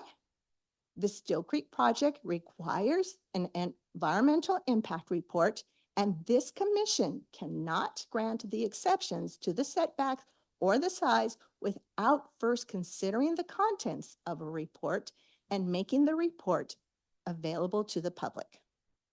Thank you for the opportunity to address you this evening. Thank you for your consideration, and thank you for what you do. Please deny the exceptions to the setbacks and the size, and you must find that CEQA applies to the Still Creek project. You must order an environmental impact report, and you must consider it and make it available to the public if you think that you're going to decide or the exception issues. I know that was a lot. If you have any questions, because I had to abbreviate the law so I would fit within the time limits. You did I a can brilliant answer job those. of doing that. So if you have questions, I have the statutes here. I have the cite to the case if you Yep. want to read it. So I just left it out in the Right. interest of time. Yep. Thank you. Okay? Next, No question, Follow-up, any but- questions? follow up to Jean, please. Because Sure. My understanding, there's statutory and CEQA. Where does this fall in the, In the staff's analysis, this is exempt from CEQA. and the reason is this because of multiple structures? I know there's nuance of when it can apply. Is there any It's detail? viewed as a single-family structure, and it's categorically exempt to our staff's analysis. But you didn't, did you analyze the unusual circumstances from the Supreme Court case? Just, there's nothing for us to go by, so I sort of have to assume that that wasn't done. So if maybe she can answer that for you.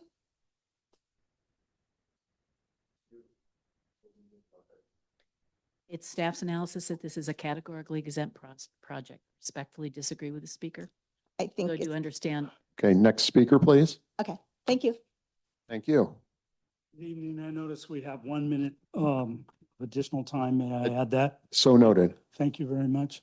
My name is David Madrid. I've lived in Skywood for 30 years. I'll address the claims made by Cal, HDF, and YIMBY. Before responding to Cal, HDF, and YIMBY, let me state the controlling truth plainly. Every state law they cite applies only to housing projects that are already fully zoning compliant.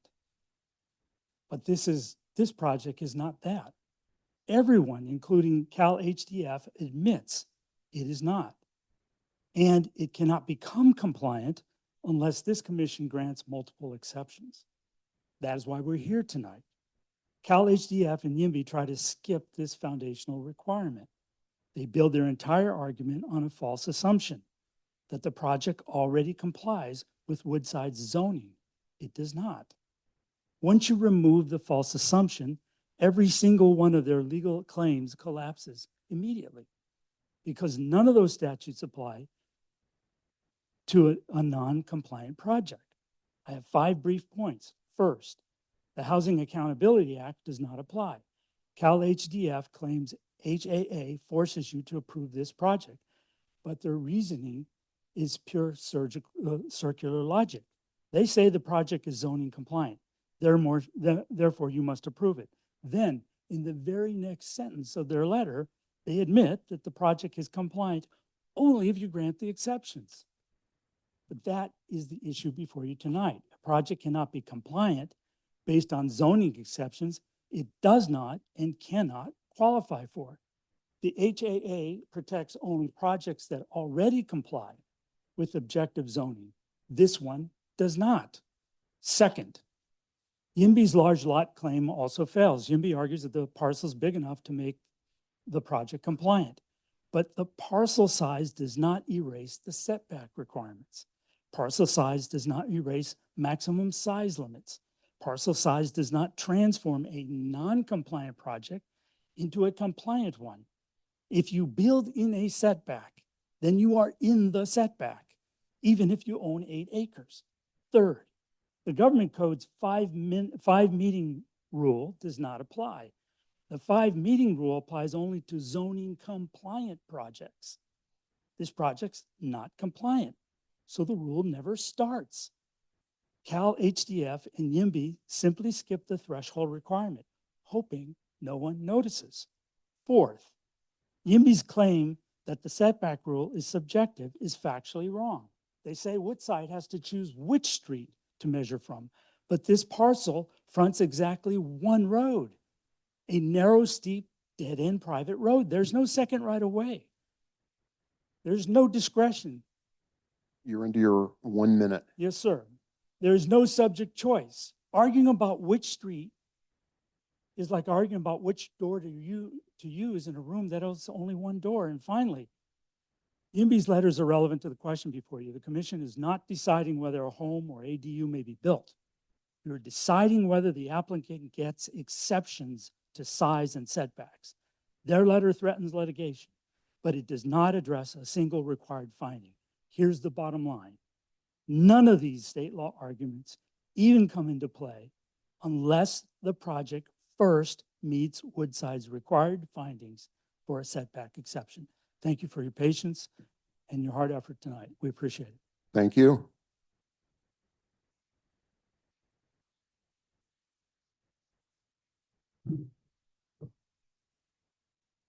Hi, my name is Terry Braunstein. I live at 150 Sunrise on one of the adjacent streets.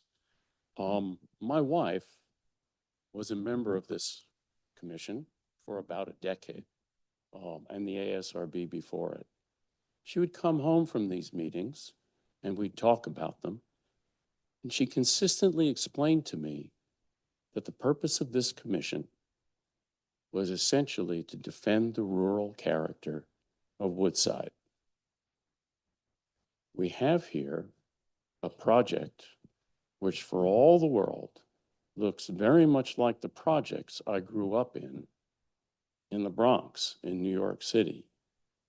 The ASRB noted and rejected this proposal mostly because of the lighting that they saw would light up the entire forest.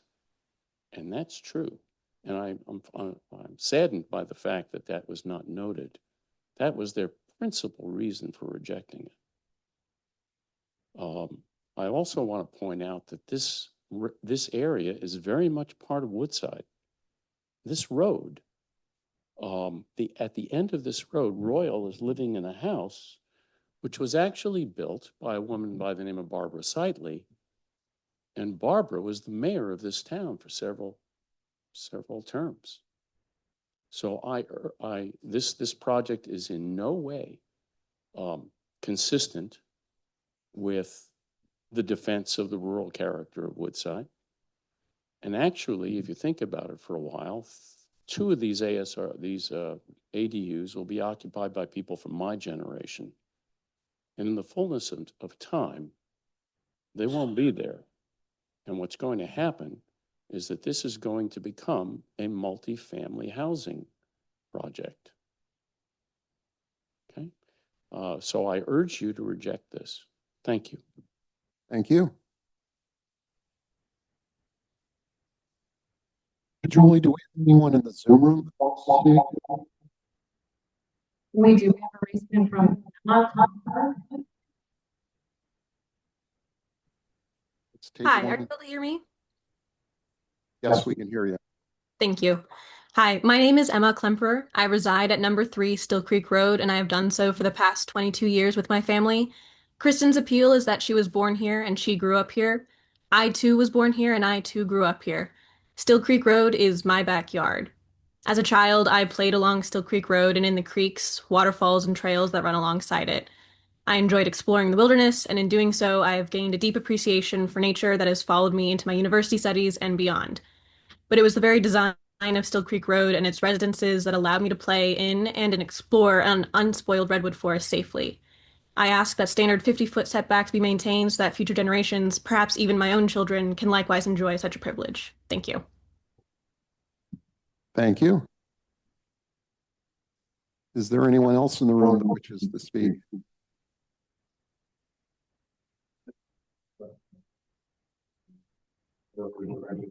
Well, if anyone is on devices in the room, can you please mute?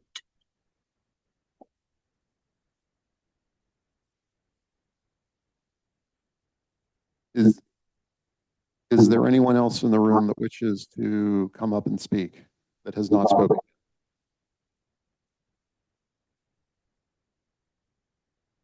Can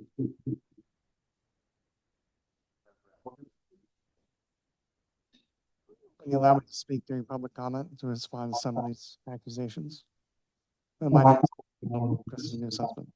Not understand you.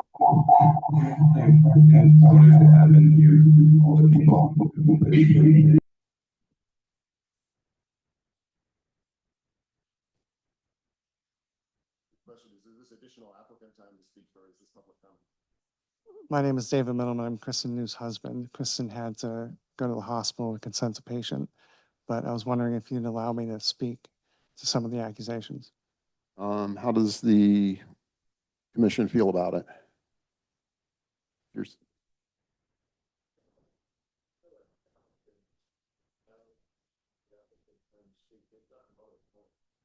Okay.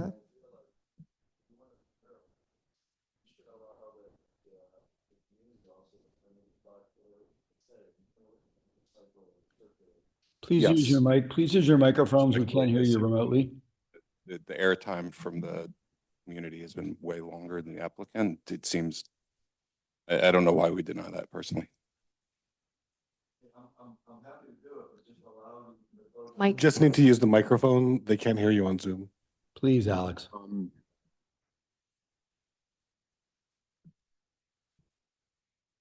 I'm inclined to allow one iteration of a from the applicant, because if Kristen were here, I would let her speak. That would be my preference, but given the fact that she is not here, okay, you get 3 minutes, Dave. Thank you, gentlemen. I'll make this brief. I just want to correct some of the inaccuracies that have been spoken to. 24 parking spots have been counted because we were asked by neighbors to show how many cars could fit out of concern that it wasn't enough. We are only required 6. Our driveway can fit 24. That is why they're citing the number 24. With regards to setbacks, Still Creek Road was included in the analysis for the setback findings. It's on the last page. 3 Still Creek Road has a 5-foot side setback to their uphill neighbor. And 105 Sunrise has a 20-foot setback to Still Creek itself. Their address is not, but their driveway is. 30. My time. Let's please respect each other's time to speak. Thank you. With regarding variances on this road, 35 had to get a variance after this was built and it was subdivided to build off of the building pad. That was something we cared about in the 80s. 45 Still Creek required a driveway variance because their driveway is steeper than 20%. If 7 Still Creek was built after the annexation, it would also have required a driveway variance. With regards to the point that this project is 4 separate dwelling units, it's 2 structures. That's the point of an attached ADU and a J ADU. With regards to the landslide that this is on, there is no active landslide on 10 Still Creek. Our civil engineer geotechnical report was accepted by the town as being sufficient to build this project. And the first thing that my civil engineer told me was that he could tell that it was dormant because the trees were straight. They were not tilted. I would ask if you could get a little bit closer to the mic. I'm having a hard time understanding. With regards to if the HAA applies, on page 19 of the HAA the HCD technical advisory on the HAA, they pose the question, does the Housing Accountability Act apply to an application that includes both a single-family residence and an ADU? Yes, it's an ADU application for both of those includes more than one residential unit, the HAA applies. And one last thing, there's a concept of vertical consistency in the HAA. That's where when the zoning code doesn't match the general plan, that the general plan applies. The general plan with the housing element has said that the Western Hills needs to revise to match the Glens to make building more amicable. The Glens' setback standards are 25 in the front, 25 on the side, and 19 in the back. Thank you very much. Thank you.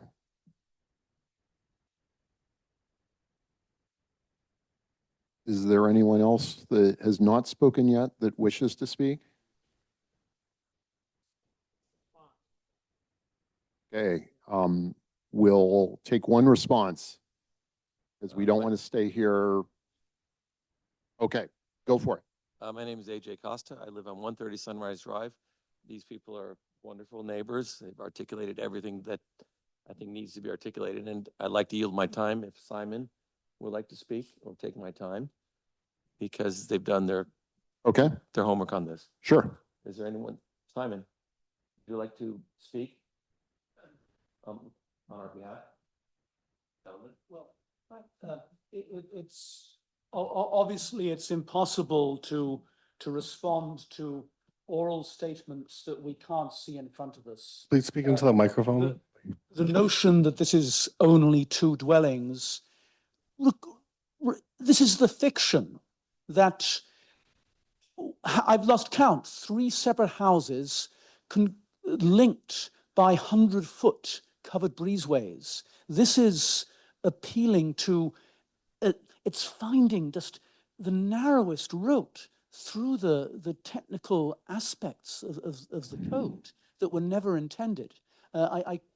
So that, you know, planning may well say there are 2 structures because there is one monster with covered walkways and a driveway and a JADU and a bedroom and a bathroom and a laundry outside the JADU that just happened to be over the garage.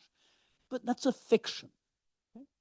I couldn't properly hear what my setback was said to be from my sideline. I thought I heard 5 feet. That's not true. I may have misheard, but you know, that's why it's hard to respond. Was there another point that I've just lost in my? Well, I think similarly on the setbacks, you know, he claims that he's including all the Still Creek, and then immediately refers to homes that are actually Skywood addresses. You know, and you know, so where the driveway is, it's on a city-maintained part of the road, not on the private road, and not, you know, similarly yeah, if you look at the arborist reports, I think you'll see what the fact was about those trees that were removed. As far as we could tell, they are not removed specifically because those specific trees were damaged, but just because all the trees in there were deemed to be unhealthy, and therefore they picked the ones to remove. I don't remember everything that was said. It's hard to respond ad hoc, but we stand by our characterization of the statements. So I want to just comment on septic for a second. I have a 5-bedroom house and I have 200 feet twice of a leach field. There's 4 buildings, 4 homes on this house. They're going to have, what, 1,000 feet of leach field running down this canyon? How are they going to do that without putting a bulldozer down in that, you know, serene area? I think it's a serious thing that should be addressed. All right, thank you. And if I may return to one other point that I've remembered was made by the applicant. A central part of David's rebuttal is that many of the current homes would have had needed exceptions if they had been built 50 years later. But the applicant is relying on the modern code that allows him to build these ADUs, these attached structures with their walkways, not on a 50-year-old code. Can't have it both ways. I have a question. And Joan, you were the first one to speak, and Matt Garr asked a question earlier about neighborhood engagement, and I think the town and the applicant answered that, but I want to make sure that the neighbors have a time to answer that as well. How active have you been in participating with David and his wife on this? And can you talk a little bit about how the community that lives around you has worked with the town and them on this? I just want to get an idea for the outreach that has happened. Thank you, Commissioner. Can you hear me? Yes. Okay. Let me tell you that in my experience with applicants, especially Kristen, I've spent many, many years now walking Still Creek, and our dog Maggie loved Kristen before she loved anybody else. She's a rescue, and Kristen was her hero. So we've had a long time of discussions. That stands as background for what I'm going to say now. To my extraordinary surprise, in the past year, despite walking often, we were not well informed by applicants about what was going on. In the beginning, in November 4th, 2024, applicants put their plan into the town. At Thanksgiving, I walked with them and never heard anything about it. When the first we heard of it was, in fact, the town sending us the announcements that there would be a hearing about this. We couldn't even get a copy of the plan, and we had to ask the ASRB to postpone the meeting. Kristen agreed to do that because we couldn't really see the plans and see what was going on. So the applicants have made some outreach to the community. That's absolutely true, but it has not been meaningful outreach. We have tried hard to be available for that. Kristen has too, to be fair, but the consistent pattern has been to partially represent things, to state things to us that then later turn out not to show up in the plans, or to state that things are coming out of the plans only to have them show up in the plans. It's very tough for me to say this, but I'm very disappointed in the ability to communicate and feel heard by the applicants. Thank you. I think given that, we will close the public comment period. And is that acceptable at this point, Jean? Okay. So let's go ahead and do that and move on to commissioner discussion, which can include further questions for staff. We'll start in alphabetical order, perhaps, for lack of anything else, and put Matt Apfel on the hot seat. And just I'm not going to ask any other questions. Thank you. I'm going to listen to my fellow commissioners. Okay.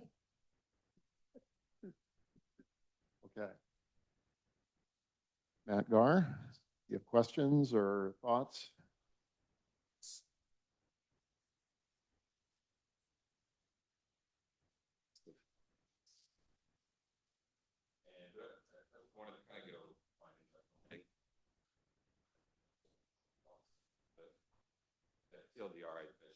Could you speak into the microphone? Yeah, please?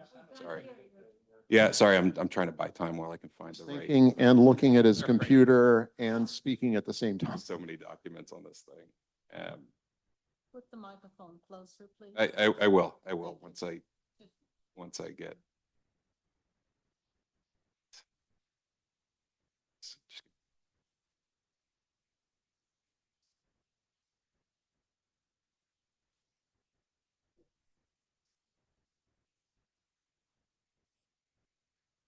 Do any of the other commissioners have questions for staff while Matt's pulling his thoughts together? Richard, go for it. One quick question for actually Sage and one for Jean. For Sage, normally are notices sent out to nearby residents regarding projects that are going on in the area? Yeah, all neighbors within 300 feet are notified with a project, and they all have the ability to contact staff. I'm not the project planner. She had to be out tonight. I'm not sure exactly how many, if any, people have reached out to her. And since this project began, it was submitted or preliminary submitted like 5 years ago, is that correct? Before, There was a different iteration of the project submitted back then. it was what? A different iteration of the project that didn't include the detached ADU. Right. But all of the hearings, public noticing was provided for all of the hearings at both iterations of the project. So it was people were notified at that point. Everyone within 300 feet. And then also those that signed up to be on an email list also are notified as well by the deputy town. Okay. And for Jean, the question is regarding the compliance for zoning. So you mentioned that this is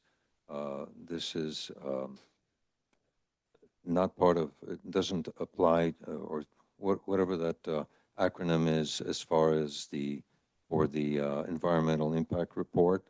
There's an acronym, 4 or 5 letter acronym.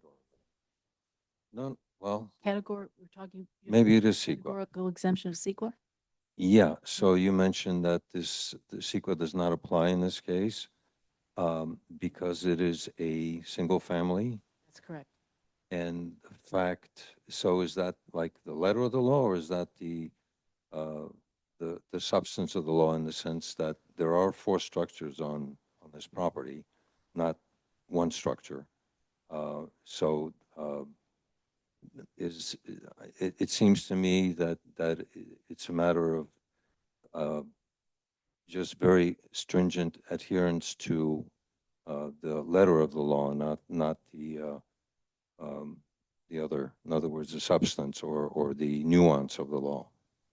We believe this qualifies as a categorical exemption under CEQA. I know, but that doesn't give any kind of an explanation. I'll just note that there's 2 exemptions cited, and so one's for a single family residence, the other is for accessory structures.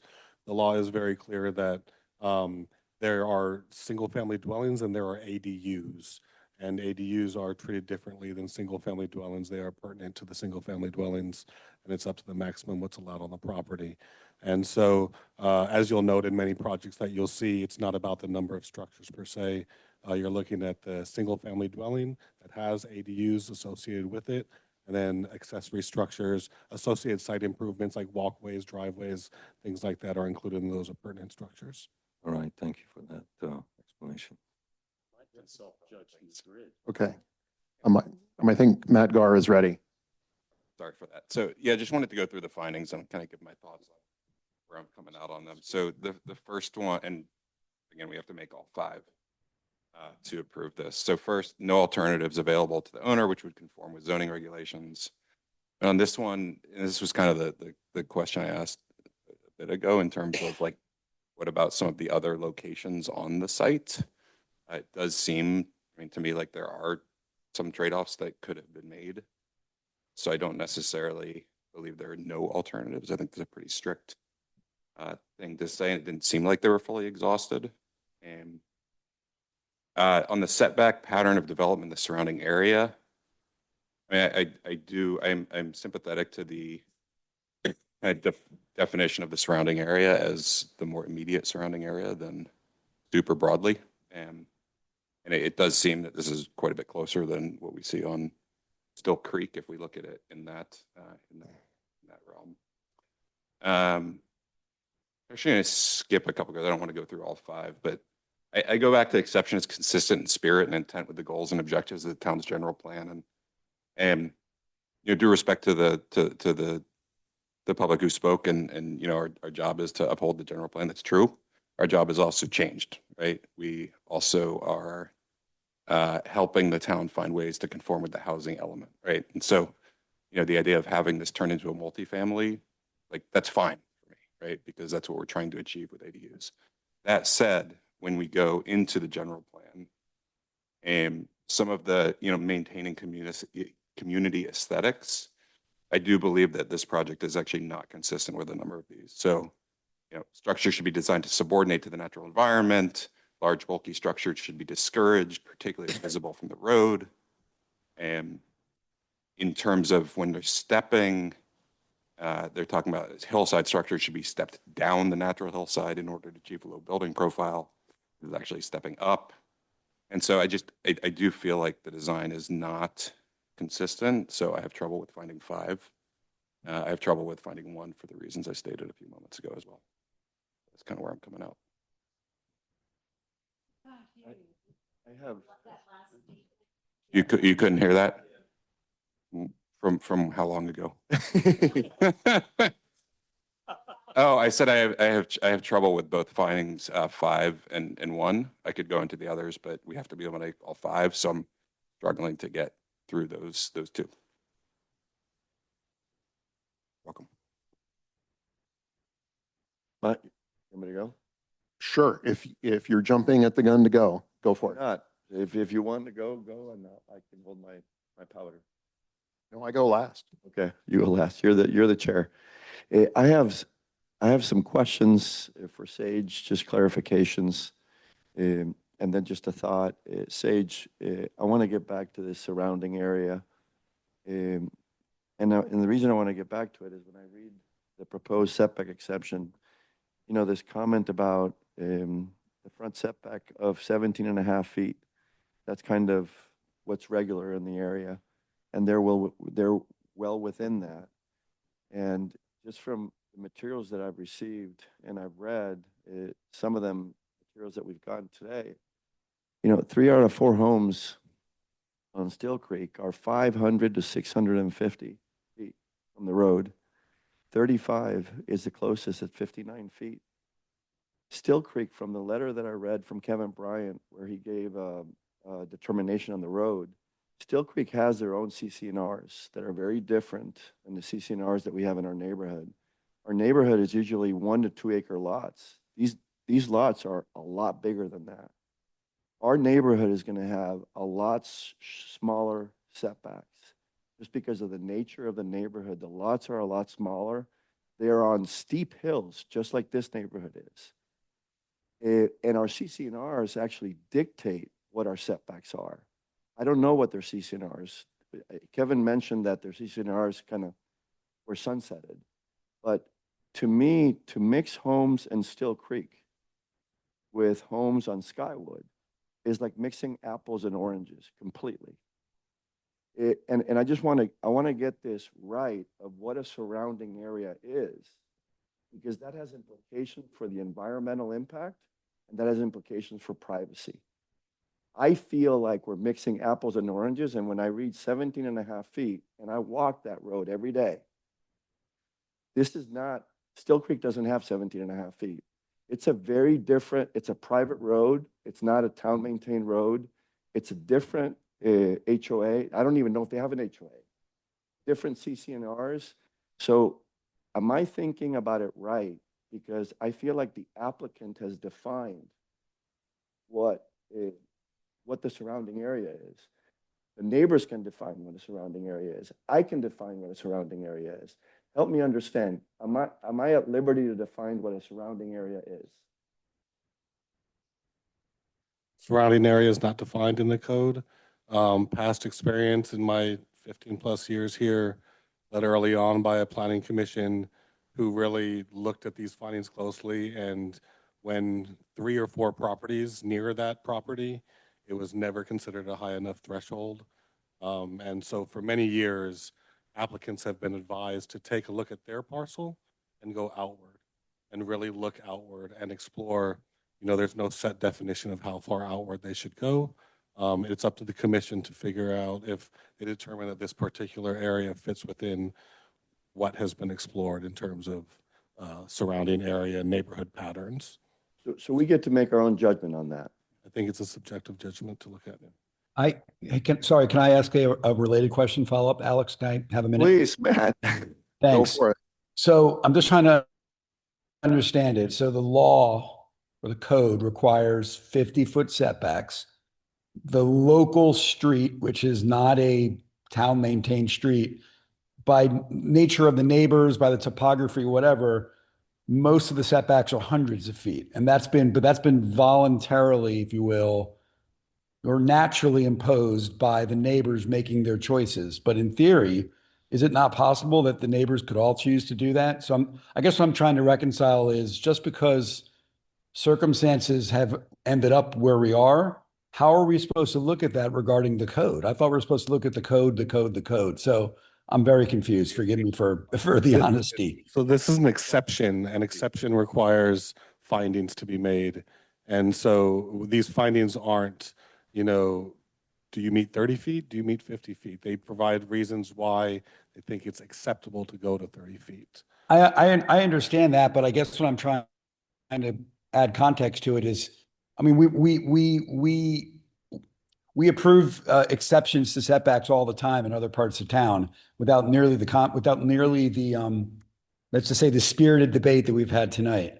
And so what I'm trying to understand is like, why is this different? And why does the fact that these other residences have such larger voluntary setbacks, if you will, like they've chosen not to go to the limits of the rule of the code? Like, why are we supposed to treat that differently than any other neighborhood in town? I can't say whether the neighbors voluntarily chose their setbacks. I can tell you that in my I agree. neighborhood, the CCNRs dictate our setbacks. I don't know what their CCNRs were. I don't know what the conditions to their setbacks were. I'm just trying to define what a surrounding area is. No, I agree. I am too. I'm trying to work with you. It might not seem that way, but I am. So I think it's pretty cut and dry, right? There's a 50-foot setback, right? This project is less than 50 foot, hence we're looking at an exception, right? We're looking at the findings themselves. So when we've given exceptions, it's always because, you know, a majority of the commission can make findings, right? Can make 5 out of 5 findings. In this case, the surrounding character becomes germane because under finding 1, we can look at neighboring patterns, right? And hence, if it was 50 or greater, we wouldn't even be here, right? The project would just be. Does that make sense? And I would like to clarify, so in terms of the findings, there's 5 findings, and finding number 1 has 3 alternative findings, so you don't have to make all 3 of those, you only have to make 1 of those. I'm just asking questions. I gave his opinion. I just have a couple of questions. Hey, Sage, I got another question on the zoning. This is SCP-5, right? That's correct. And from my understanding, SCP-5 is that the purpose of that zoning category is to reduce human density and preserve low-intensity land use in steep slope, geologically hazardous, and high fire severity environments. This zoning district requires development to be scaled to the environment carrying capacity and to avoid concentration of people and structures in high-risk terrain. Did I read that correctly? I don't have it in front of me. So I assume you read it correctly. that's my read of it. And what I want to ask is, you know, we have an ordinance that they can put ADUs, they can put JADUs. And if I owned 8 acres on the flat part of Woodside, this would be a magnificent development. Flat 8 acres with no constraints. And according to the zoning ordinance, this should be put on those flat 8 acres. And what I feel like we're doing here, and it gets me to my next question about what conforming means. What I feel like we're doing here is we're taking that building that can be put on 8 flat acres of Woodside, and we're putting it on a lot that 50-degree heel, 50-degree seat hills here are the rule, not the exception. So Alex, can I play devil's advocate here? On findings. No, We're getting way apart. We're here No, to decide yes. what we think about the findings. No, but That's I'm what we just- decide. I get to get my questions answered. Do I? Sure. Didn't sound like a question, but sure. So my question is, are we taking a building envelope that fits in the flat area of Woodside? And in essence, what we're doing here is putting it on an SCP-5 zoning designation. Is that what we're doing here? I wouldn't come to that conclusion. Well, I the would- I last would- 12 Subjective question, Alex. I would suggest Entirely that subjective. properties are allowed. I would to just have point out that in the last 12 months, the planning commission and the town council revised the code to increase the number of ADUs allowed on larger parcels, and included in the zoning classifications for those larger parcels was SCP-5. Is that not correct, Sage? all the SCP districts were included. And so we did that within the last 12 months. Right. So that number of ADUs, we specifically chose to say you can do this. But as far as flats or not flats, I mean, that's not an answerable question for Sage. It's subjective judgment on what would someone have done that's speculative and not a fair question. This to me is part of the fourth test, is it consistent with the spirit and intent of residential zoning district purposes? And this is the zoning code of this, and I just want to make sure that it's consistent with that spirit. Yeah, but that's our judgment. That's not Sage judgment. That's why we're on the commission, is to answer that Get his question. opinion as to what is happening here. Well, the staff is on record making all 5 findings in the report. All right, well, you and I disagree. Can I ask my questions? Thank you. Conforming alternatives, is a conforming alternative that we need to fit this, to Matt's point earlier, is another alternative used that we need to reduce the mass of this to make sure that it fits? Is that a possible conforming alternative? A possible conforming alternative could be a smaller project. And then Sage, just to follow up that, on that, it could also be the applicant's choice to choose to do more digging and remove more trees and shove things back 15 feet. Yes, there's many things that we weigh when we look at exceptions. Significant amount of gradings could have triggered a grading exception and not a setback exception. So we weigh all these different things when looking at particular entitlement requests. Do the same 5 findings, are they required for the grading exception? Those are different findings that apply to a grading exception. Are those generally simpler or more difficult? They're more related to grading than location of a building. Okay, gotcha. As opposed They have a lot more to do with providing findings that reduce the impacts on lands, and that grading exception is necessary. It's just it would be a different project that we'd be looking at with different findings. But it would be more technically oriented rather than. If it triggered a grading exception. I got a question, several questions, but begin with septic. So the objections were to leach fields. Are the possibility of putting septic tanks instead of leach fields, are those in use? So you have buildings, they flow to septic tanks. The tanks treat the effluent, and then from the tanks, they go to the leach fields. Oh, so you have to have a leach field You have to have. without a sewer.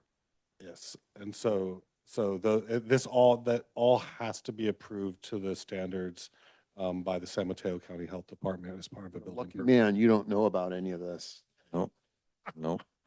Well, we have representation from all of Woodside, not just. As far as lighting, why are there 78 exterior lights I don't know that necessary? there's that many exterior lights. Many of those shown on the plans are interior can lights. Really? There's exterior, outside of exterior building doors, there's lights. There's lighting proposed along pathways, some in retaining walls. Very typical. We see projects in lots of this size. Most of what they were showing was that the interior lights wouldn't be like hanging lights. They were showing that they were going to be can lights up into the ceiling, so they wouldn't disperse as much outward light. You're talking about exterior or interior? About the interior can lights. The exterior lights are kind of gooseneck lights with shields around them facing downwards as required. Facing downward, okay. So not as obnoxious, okay. There was objection as far as this project and the number of structures causing or having a greater propensity for possibility of fire. Right, okay. However, the building materials that were noted were supposed to be fire retardant, or? All they have here, they're almost metal siding and metal roofing. Right. They all have to comply with all of the fire district and WUI standards, as with all projects. They'll have to meet the same distance from a fire hydrant as other projects. This number of structures in the hills, outside of the hills, is not completely uncommon. They will be required to meet all the fire district standards, sprinklers and otherwise. All right, those are my questions for now. Sage, I had a couple of questions. The ASRB had a 2-to-1 vote on this on November 9th of this year, correct? November 3rd, I believe. On November 3rd. And it was a recommendation against this project. So why, could you explain just for all of us, how this moved along to formal design review, even with that 2-to-1 vote against? The ASRB is a recommending body, so whatever their recommendation does, then the project moves forward to Planning Commission for the final decision, and you can consider what they've recommended.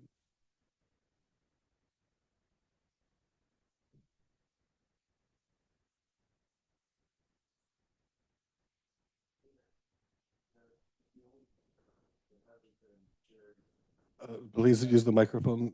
Thanks. Between the ends here, we're challenged.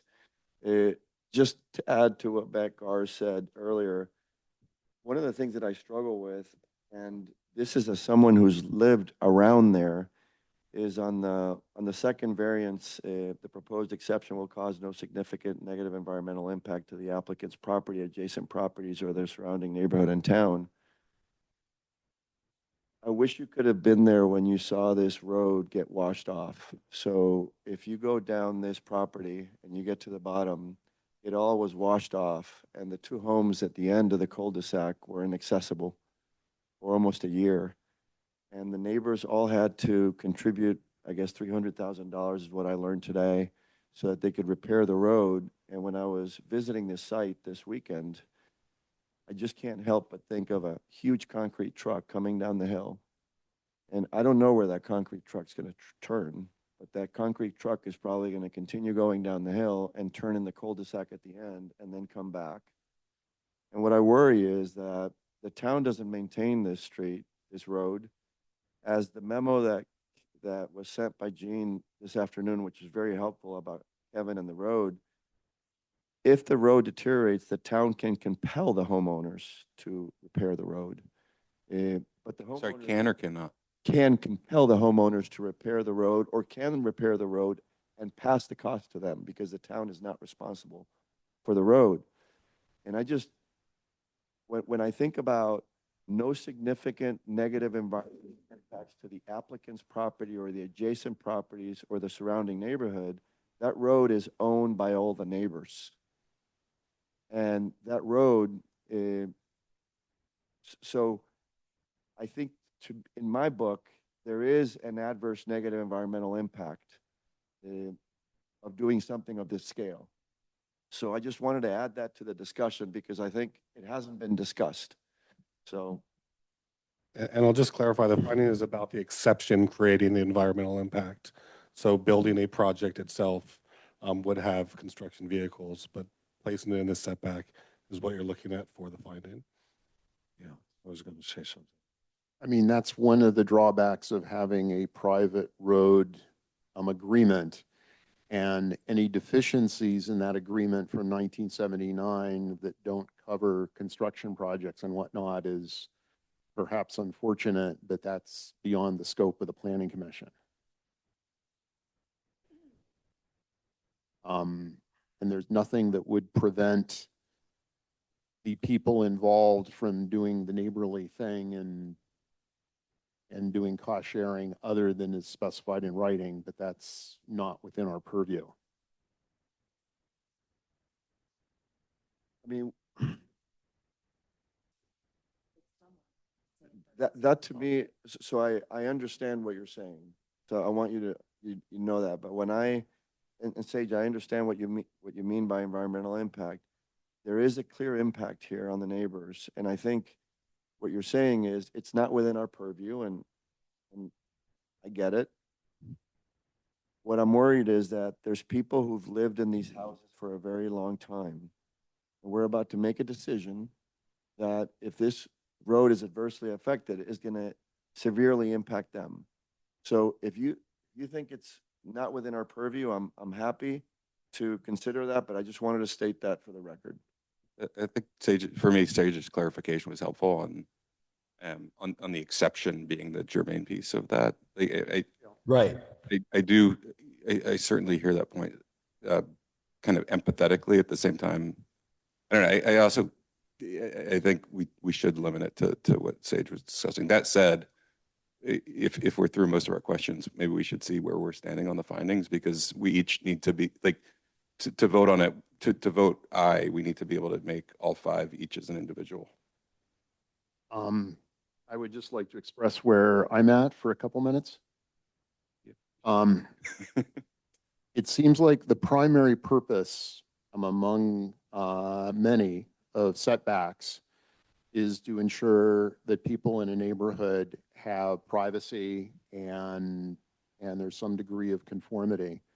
That's why and there are people in the Glens and other parts of town where the setbacks are quite limited, and a project can result in someone building a new home, and they can sit on their patio and look right into the master bedroom of the neighbor.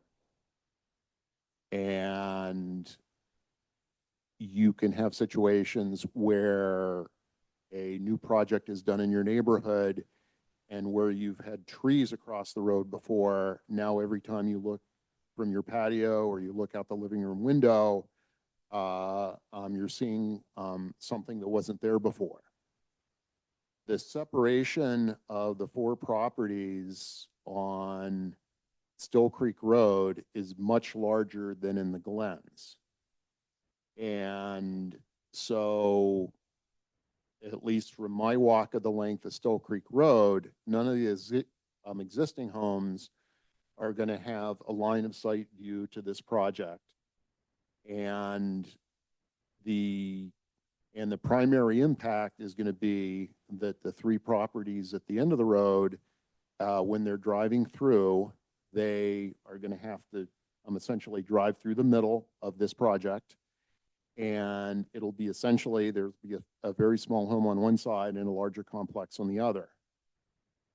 It seems like, in effect, if we choose to grant or not grant the exception, if we choose not to grant it, at some level of expense and grading and whatnot, this project and removal of additional trees, this project would reappear with stuff shifted 15 feet back, and at least at a 20,000 foot level, that seems like it's essentially going to be the same thing.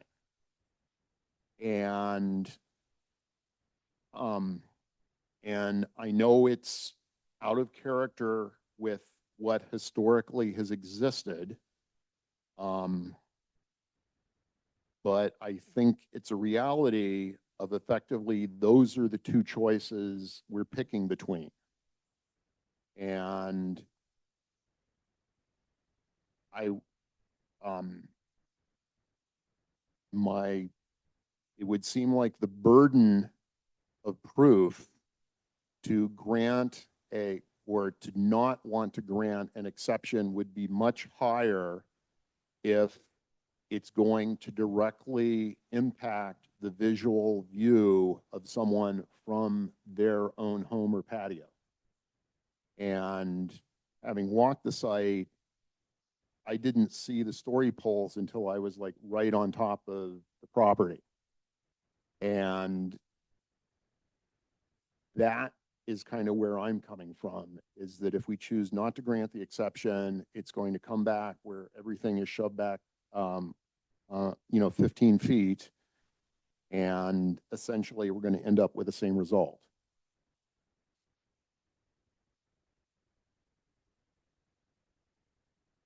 Fair enough.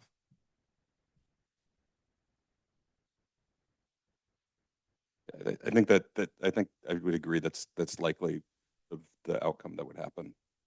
At the same time, I don't know, like, I don't say, I'm having trouble with the reasons to grant the exception. To me, for the reason I was saying earlier, it's hard to see how those pass. And then the setbacks are the setbacks, because I mean, certain reasons of trying to make the neighborhood or the distance a certain way. Well, I mean, if we set the threshold for the level of impact where we can't make the findings, if we set that threshold very low, then it's going to make it very difficult to do virtually anything. I don't. Well, the grand exception. We've seen many of these come through where I've voted I guess on these because of some of the reasons earlier. I have more trouble making these findings this time. I had a couple of comments. So regarding our approval of other applications with setbacks that we approved, though they were not on this kind of a terrain. They were mostly on flat areas. There weren't 20 people in the audience that were objecting to the project. So it was a lot easier, and we didn't even consider that it was really much of an issue if the particular applicant was not afforded the same possibilities because of a terrain difference on their property as opposed to other properties, which was one of the criteria that staff has considered, right? Topography is a significant consideration when looking at exceptions. A flatter lot has less the need to crunch over into a certain corner than a steeper lot may. Yeah. Yeah, I think thinking back to many of the cases that we've had before, it often, I don't know, it feels like the game of Tetris has been played a little bit more to the point where there truly was like that being the only option. Whereas, I mean, to me, looking at the topography, et cetera, it does seem like this is less constrained. And then there's more optionality. That's part of, you know, and hence when it says, you know, any other alternative in the setbacks, to me, there's a more degrees of freedom on this one than others where it's like, you know, we had a fire tank, right? In the fire tank, like there was nowhere else to put the fire tank. That was one property. There were a couple of other ones that we granted. One of the things I'm thinking about that has an impact is the leach field, and I don't, and probably the other members of the commission don't have that much expertise as far as the impact on the environment of a extensive leach field that this may lead, because there's going to be probably 8 toilets. I don't know how many toilets would be on this property altogether. It's just, so septic systems are based on how well your soil percolates and how many numbers of bedrooms you are providing. So sometimes one house may have more bedrooms than, you know, a house with 3 ADUs. It's just really based on the number of bedrooms. The other thing on septic is even if we do grant the exception, they'll still need to go through the permit process, which is pretty arduous. Now, I was going to ask a question, Sage. Can you just clarify once again? Septic is a county issue. Is it a finding issue for tonight or not? I just want to make it really sure that we're. It is not related to the setback exception before you tonight. Okay, thank you. They'll have to meet the county health standards if entitlements are approved and they apply for building permits. Thank you. So just a couple more things. So what we've seen here tonight is, I would think that the biggest objection to this project would be the closeness, proximity of the 2 structures, that they don't conform to the 50-foot setback. So I would be inclined, getting back to my original statement regarding the trees, if the applicant would be able to plant small, dense redwood trees in front of their properties, I think that may alleviate some of the concern that the neighbors might have, because they wouldn't see most of the properties there. They maybe see the upper property, the main house, but driving on the road, if you plant like a 10, 12-foot small redwood tree, that pretty much shields anything behind it, even at a little bit higher level. Those are my thoughts regarding that.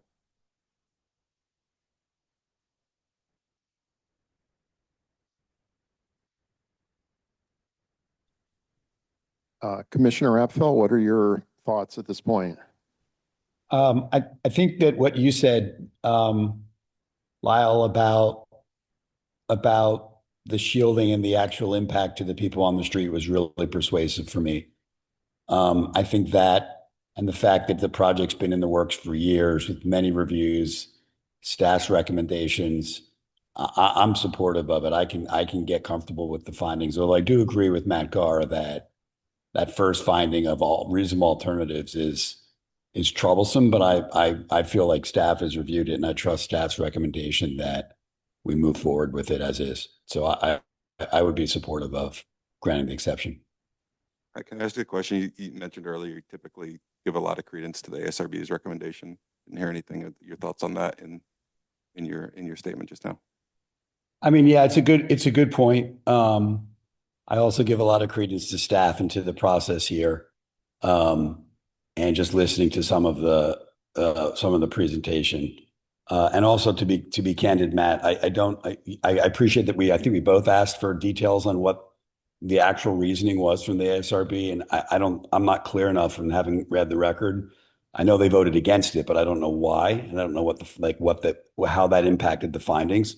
So for me, the fact that staff then went back, that there's been a pretty significant downsizing of almost all of the properties and eliminating a lot of the variances and a lot of the height issues. I feel like they've actually done a pretty good job, even if it was rejected by the ASRB, to bring it back to only a single exception. And I think, again, what Lyle articulately said about how I don't think the visibility will be that big of an issue, even when driving right by the home, that was persuasive for me. So hopefully that adds a little color.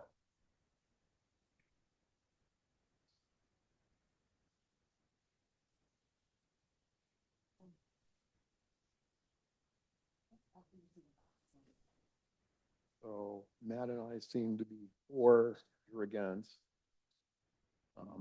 Well, yeah, I mean, yes. I mean, So- that's the deal.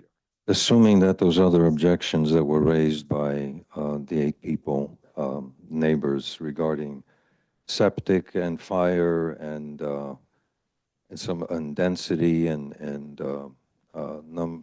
traffic and things, if that is regulated or if that is investigated more fully as far as like septic, besides those, the proximity to the road is my, and it seems like the neighbor's biggest concern. If the other items are dealt with properly, then I am also in favor of approving the project. Assuming that the trees are planted so that most of the property is not visible from the road, and I think that could be done fairly easily. Small trees. In the context of a redwood canopy? Yeah. I don't know about a canopy. Well, in a redwood forest, typically nothing grows underneath it. Nothing grows? Yeah, like, I mean, there's usually like redwoods grow in a redwood forest. the tall Not on ones, the canopy. the tall The ones. tall You'll get ones a fairy win, the ring. little ones lose and die. I mean, you get like ferns in an understory, but that's, 2-3 feet. Oh, that complicates it, doesn't it?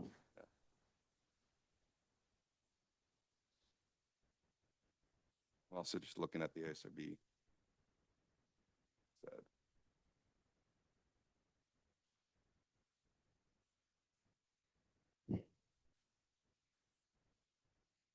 Alex, further thoughts?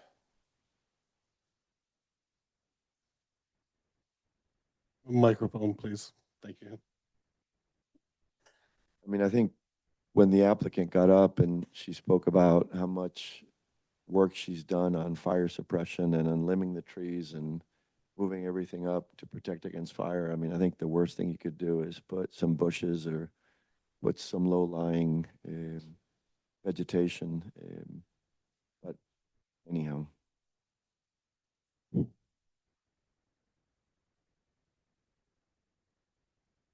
I don't think it's such an outlandish idea what I propose, but because I see on this picture, there are smaller trees that are and bushes that are growing here.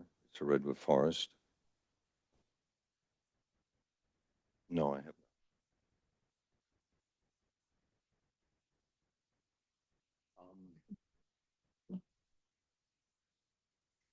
if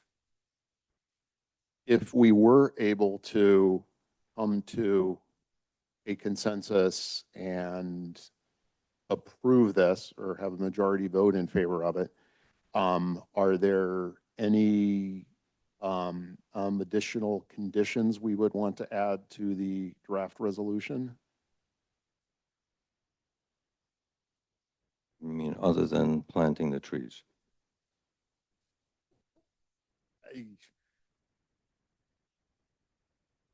That would be my condition. I have none. Go ahead, Matt. Sorry, I said I have none. My bad. Okay.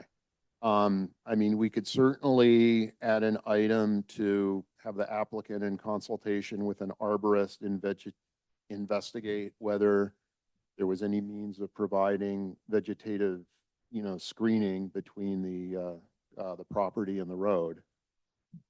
And I mean, I agree with all the comments about the fact that it's really hard to get stuff to grow in the understory of a mature redwood forest. I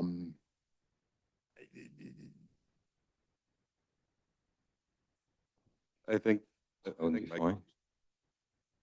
yeah, I think that the growth of the bushes could be problematic. I think my conditions would probably go back to trying to address the findings, which, and I'm looking through the ISRB, they were looking for, further reduction in massing.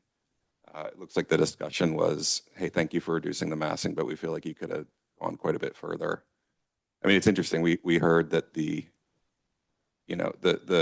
main residence, for example, is elevated, great for drainage, also cheaper from a construction standpoint. I'm not sure if I totally believe all of that in full candor. And I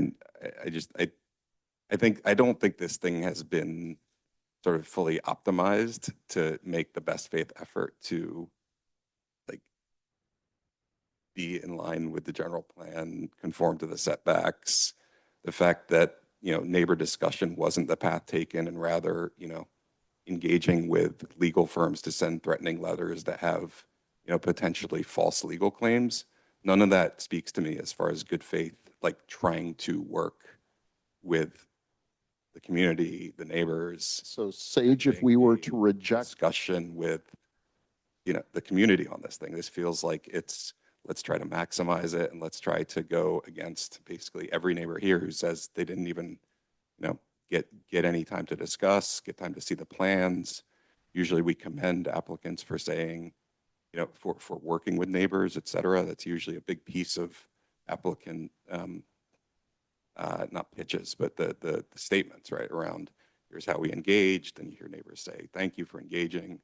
This just feels like it's against the wishes of the community, and I do not believe this has been optimized. So, I know we're trying to be. I hear arguments like, it's been going for a long time, et cetera. But at the end of the day, our job is to make these findings, look at general plan, and I feel like some of our discussion is veering pretty far away from that.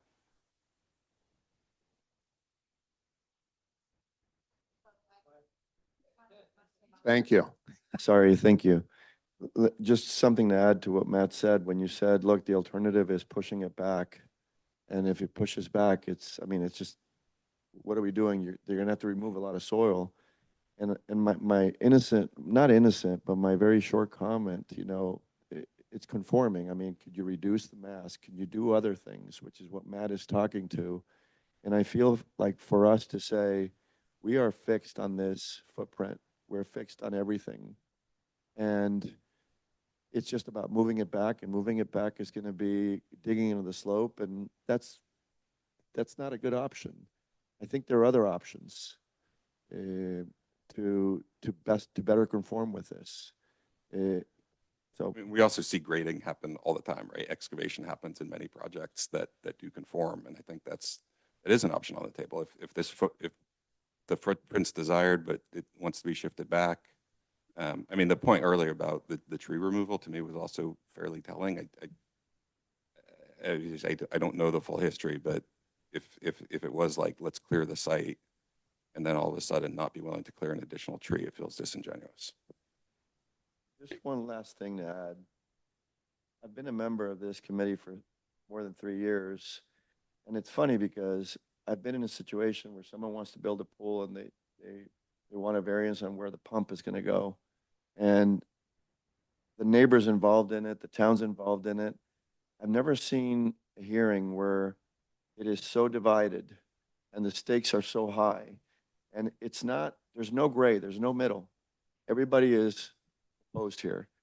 And I feel like what we're about to do is just say, look, it's been going on for a long time. And the alternative is don't change the footprint, just move it back. No, I think there's alternatives. And they haven't worked with the neighbors to really develop viable alternatives for the area and for the homeowner. And I think the applicant's got a very good personal story. I've heard a lot of good personal stories here of people that have lived here for a long time. And I feel honestly, this is a cram down. So in the Alex? context of if we are not able to approve this project sitting in the context of a formal design review, if we choose to recommend against it, do we have to make specific findings on what we want the applicant to do? What you'd be doing is making a decision one way to approve the project or to deny the project. And if you were to deny the project, you would outline which of the findings that you could not make for which reasons.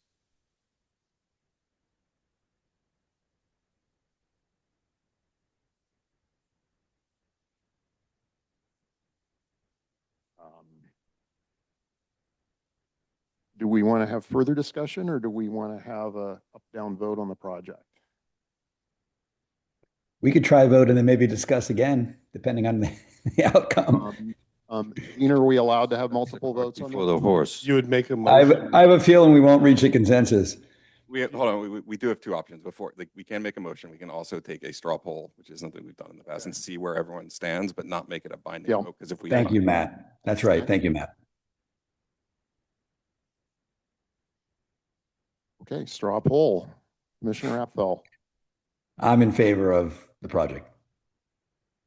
Commissioner Gar. Richard, I'm for more discussion before I vote. Alex. I'm for.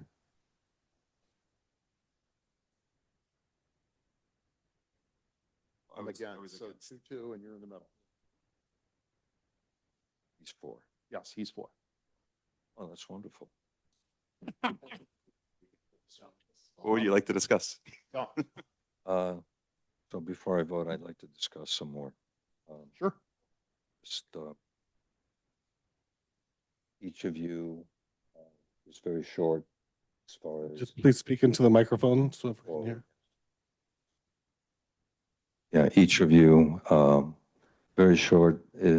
What is your main point regarding for or against? Do you want me to kick off? Yeah, so I mean, I'll kind of go finding by finding. Finding one, there are no alternatives available which would conform. I do not believe that. I don't even not believe that. I feel like that's just not true. Like there's space, things can be moved around. That's 1A, correct? That's 1A, correct, yeah. Available conforming alternatives, so assuming there are available conforming alternatives that would cause greater adverse impact on natural features or adjacent residents. I also don't believe that one, given some of the areas next to the main residence or putting it into the hillside. I mean, adverse impact on natural features. One could argue that, the redwoods that we're discussing would be problematic if they scooted it back. On the other hand, they come out with the fact that there's been significant tree removal, that's not a huge factor. Also probably leads to better fire safety. And then C, proposed exception will conform to setback pattern of development of the surrounding area. I do not believe that one to be true. Alex, you were asking, how do we define surrounding area? I mean, to me, surrounding area, if we get into like Skylonda, Skywood and smaller lots, that's different. And I mean, I went through the whole Glens rezoning and we looked at the Glens because the Glens was the Glens and it's just different. So to me, the surrounding area, the delineation there is similar properties, which are significantly different from what we're seeing. So basically, I cannot find one A, B, or C. Let's see. Proposed exception 2 is no significant environmental impacts. Yeah, environmental is interesting. Yeah, sorry. Environmental is an interesting one. The argument about the road, I think, is somewhat compelling. Although private road, this one I'm a little bit on the fence on, to be completely honest. Privacy, I agree on the standpoint of, sitting on the front porch, it won't be an issue. On the other hand, this sounds like an area that folks are walking up and down the street quite a bit. I do think, I mean, there's certainly an impact on privacy. The design is very oriented towards glass and a lot of visibility, et cetera. And I think a design that we're just conforming with setbacks at 50 would be, I mean, it's 15 feet. Is that material or not? I think it's material. It's not nothing. And then proposed 4, consistent in spirit and intent with residential zoning district purposes. This one, I don't know, I struggle with that one. But 5, the consistent spirit and intent with the goals and objectives of the town's general plan. That's where I was pulling up some of the design guidelines, just reminding myself of those. And I don't know, this one seems to be like visibly, the whole, like, subordinate the structure to the terrain, et cetera. I don't see that with this, especially with things like towers and bridges that are, elevated, et cetera. Those don't feel like they're in the spirit. So, TLDR 1 and 5, I can't make. 2, I lean no. 3, I lean no. 4, just, I don't know, I have trouble reading and understanding 4. But I'll Hey, Matt, can I rebut and explain how I got comfortable with 1 and 5? Yeah. I mean, expressing the opinion. Yeah.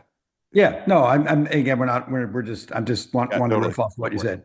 So I got comfortable with number 1 because just listening to the discussion about reasonable alternatives, I don't know that any alternatives are reasonable. We don't know that any aren't. And I think that pushing this back to another, perhaps less reasonable alternative or whatever we want to call it is not really solving the problem either, right? Like I think that we're by rejecting this project, we'd be holding them to such a higher standard that we'd be essentially inconsistent with other rulings and other decisions that we made. And that's how I can get comfortable with it. But again, question, higher standard would just be the standard as it's written. I don't understand. Why is that? No, but what I'm saying is this, like, it's a very bad pun is going to come here. It's a very slippery slope when we start trying to decide what is and what is not another way for them to do it, right? It might not be, we might make a decision tonight and then just throw it back into the applicant's lap. And it turns out that what we ended up doing is even more dangerous or more non-compliant, or it opens up it just pushes the can of worms in another direction. I'm not saying it is, but it could. And so I'm not willing personally to roll the dice that we go back to them and we say, yeah, just move the house here. Then you've got a grading exception issue. It's like there's no clear way for us to determine whether there are lots of other, or even one other alternative that's associated. No, there's no objective standard. This is where we need to have right. So that's where I differ from you, just like with a lot of respect. If the discussions haven't been had with the neighbors on what else could be, as a reasonable human, I have to believe that there are ideas in the 20 odd people who are in this room that haven't been fully considered. Because do we really know that? Do we really know that? So the debate has not been had with the neighbors. I'm sure. Do we know that? If there are people that say that, but hang on, please. I'm sure we don't know that to be true. Their ideas, there would be 10, 20, 50, 100 ideas that could be considered. Yes, and none of those might be reasonable alternatives. That's the problem I have. Is that I don't know that doing it. Well, first of all, I'm not ready to concede or conclude that there hasn't been adequate time to present those ideas. I don't know. I'm just saying I'm not going to, I can't declare with the confidence that you can that there's been that level or has not been that level of collaboration. And then I'm just furthermore, going off of what we heard in public comment, which was that it was that's done right. without, That's one, without but that's one, transparency, that's one point without of the view. ability to see the plans, that it had to be a special request. Usually what we hear is that residents proactively bring their plans to the neighbors to have a conversation. I don't know. I don't know about that. I'm just saying. It's Many hard for me to cases make that a I've said. It's hard for me to make a finding based on even if there's 50 people that said they didn't want something or didn't like something, it doesn't necessarily mean the conversation and the opportunity hasn't been there. I'm just saying it's not conclusive for me. I wish you could see the body language if you're sitting in the room, because what I'm seeing is residents saying things like, if they just had asked us and things like that, they feel disenfranchised. They don't feel they were part of the conversation. You can't see it on Zoom, unfortunately, but I mean, shine the camera so people so it can be seen. It's okay. It's okay. I mean, I was able to listen. I mean, I'm not trying to be dismissive. I really am not. I'm just trying to make a finer point, which is it's hard for me to draw that conclusion. That's all. It's hard for me to draw that conclusion. And then on number 5, I think that the law has changed. I think that the clear signal for bringing ADUs into the community is there, and so that's how I'm able to get over that one. I just wanted to respond to those two for you, and on the record say why I'm able to get comfortable with those two findings. And if you're not, I totally respect your point of view. Makes sense. Likewise.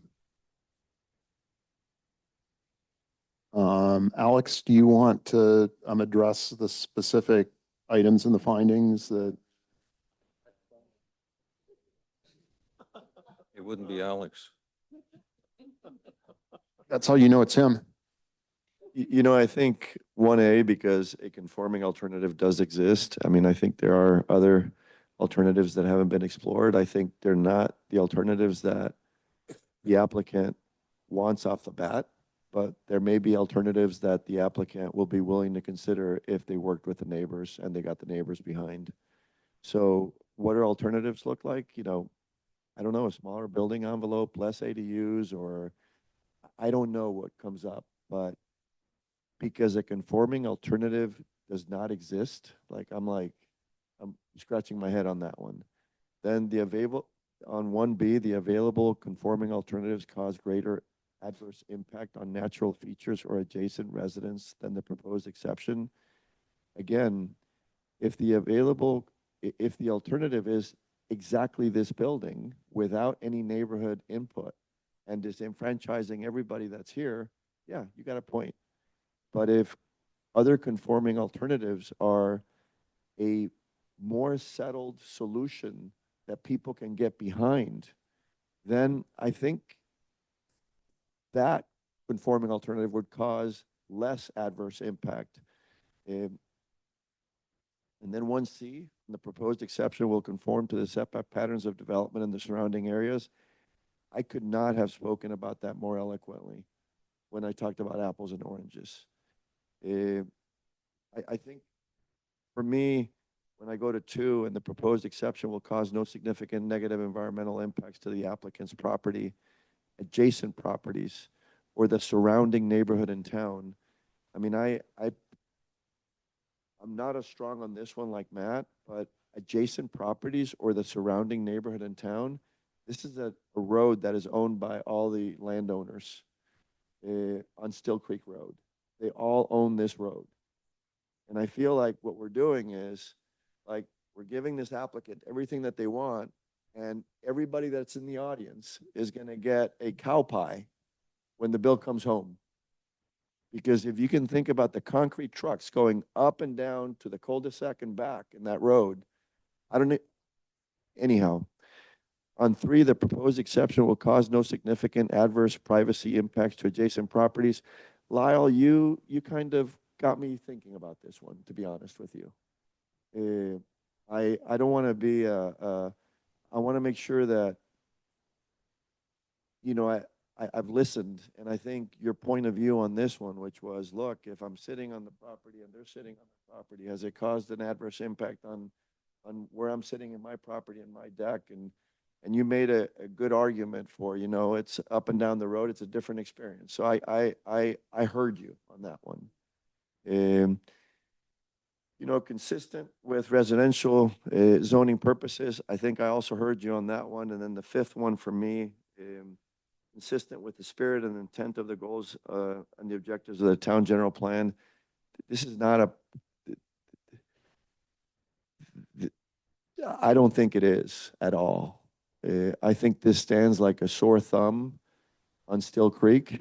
I don't think it's consistent with the general plan when I reviewed the general plan this morning when I was preparing for this. And it really troubles me that there are so many people here in the audience. There's not one in the middle. It's just one homeowner and everybody else. And it's not like 4 homeowners. It's a whole community. So that's my point of view. And I hope that, Big Lyle, you made some cases that got me thinking. I just want to make sure that people understand that I've been listening. Thanks. I know your position. You made a good point. Okay. I was just going to reiterate that I respect my fellow commissioners' opinions and then also the input from everyone that has spoken tonight. As far as where I'm coming from the findings, compared to 20 years ago, our development environment has changed. And with respect to item 5 on the findings, the moves that town council has made to increase the number of ADUs in the SCP zoning districts, this is consistent with that. It's not historically what we've done in Woodside, but this is our brave new world and sort of independent of what any of us may personally think about that. On item 1 of the findings about reasonable alternatives, I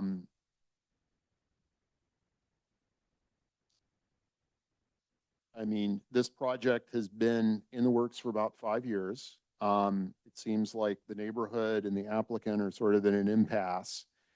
And if we should choose to not approve this and cite the findings, that we can't make the findings and why, then I think ultimately what will come back is, because of the layout of this property, you're not going to come back with a project that is hundreds of feet back from the road. It's going to come back in some form. Instead of 33 feet back from the road, it's going to be 50 feet exactly back from the road. And they may be able to rejigger the project so they don't need a grading exemption. There will probably be more expense involved in that. The size and scope of the project, the code as it's written now allows for a project of this size on this lot. And so the architect and the engineers are going to go back and figure out something. And if we can't make the findings now, then it seems the project will morph and come back at essentially the same size, but 50 feet back. And if we don't have a majority, and if we have a majority of the board that wants to wait and see that happen, I won't lose any sleep over it, but it seems like the design alternatives, which would remove involving more trees or more grading, aren't worth the 15 feet, but I can respect other people that have a different view of that, and I'm not going to lose any sleep over it. So with all that, Richard, thoughts? Yeah. So, a couple of points. Everyone here, in deference to them, they have their home, they're used to a certain neighborhood, the way it looks, and what what has come before. If they decide to build an ADU, they would be, or two ADUs on their properties, they would be granted that. Granted, it would be further from the road because their properties are configured such that allows them to do that. On this property, any kind of development, and it would be major, even if you reduced by two ADUs, would probably have the same construction impact on the road as four. There would be probably just as many trucks, maybe a little bit less, but they would be heavy, et cetera, et cetera. So in the past, all the neighbors were able to build their home probably with a lot less constraint, and they were able to take advantage of the neighborhood. And this person now, Kristen, wants to build her home. And so it's quite difficult to mesh the two opposing issues that we have. The consistency that has come to this point with the newness of a new building in your neighborhood that conforms to the local ordinances at this point. So on a lighter note, I would urge a little bit discussion regarding the trees that I had proposed earlier as if I was to approve this project, I would want that to be part of my approval. I don't know if that can be done just by one commissioner. That has to be a sort of a unanimous commissioner decision. So those are my thoughts right now. So with that, I would approve the project as is, considering all the comments that we've had from the neighbors and from the other commissioners. Final thing I'll maybe say is, like, I agree with many of the things that are being said at a personal level, right? Like, I'm sympathetic, wanting to build, hey, it used to be different back in the day. Like, sure, it was. When I lived in the Glens and I wanted to build, I was like, wow, I can't really do anything. And I came and I went to zoning hearings for 2 years. And then I basically maxed out what I could do, right, according to the zoning. Because I looked at the variance process or the exception process, and I was like, there's no clear case to make any of these findings. There's these findings, like, I don't think might be presumptuous to say, but I think if we truly look at the findings one by one, do you feel you can make those in good faith? Because our job here is not to make value judgments. Our job here is to either make the findings or not make the findings. Well, I actually do think that there is a good argument for making exception to most of those findings. One is Lyle's finding regarding the setback, that it really won't make much difference if it's 15 foot back. And I'm pretty sure most of the people here would agree that if they had the same project 15 foot back, it wouldn't really alleviate their concerns that much. I see people shaking their heads voraciously or emphatically.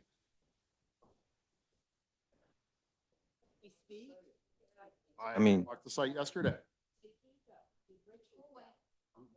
We should keep the discussion, please. Could we speak for 1 minute, please? We are Well, not maybe. asking you to deny ADUs. Never Right. have we asked that. That's not part of our process. We respect that. We want to be part of that. Who knows what we want in the future? This is not an ADU discussion. With all due and respect, I'm the very speaker, you've closed your disappointed it public keeps hearing. devolving into that. Sorry. I know I have. We've closed the public hearing. Close the public comment period. I'm answering the question. Okay, Would did you we- have a specific question for a specific person, Richard? Well, actually, we're sort of at an impasse. I would think that perhaps one spokesperson regarding the question that I had regarding if they were pushed back 15 feet, would that suffice to make you more acceptable, of this project? Are you asking me as a person? I'm asking the audience if that would make a difference, because that seems to be the main point, because all the other points pretty much would be there if this project was smaller a little bit. And it still doesn't conform to the, you know, the 200-foot setbacks that you guys are used to. Sir, Chair Weaver, if you'd like to take further public comment, you should have a vote whether you want to reopen the public hearing or not. You've already Okay. indicated it's closed. All right. Please sit down. We'll have a discussion. If we open up public comment again, then everyone will need a chance to speak. Do you want to open it up in general, or do you want to let people individually answer your yes, no question? So if they could deliberate among themselves maybe for 5 minutes, Well, and then, no, we can't let them elect someone. So if we open, okay, no, okay. So we're going to keep public comment closed.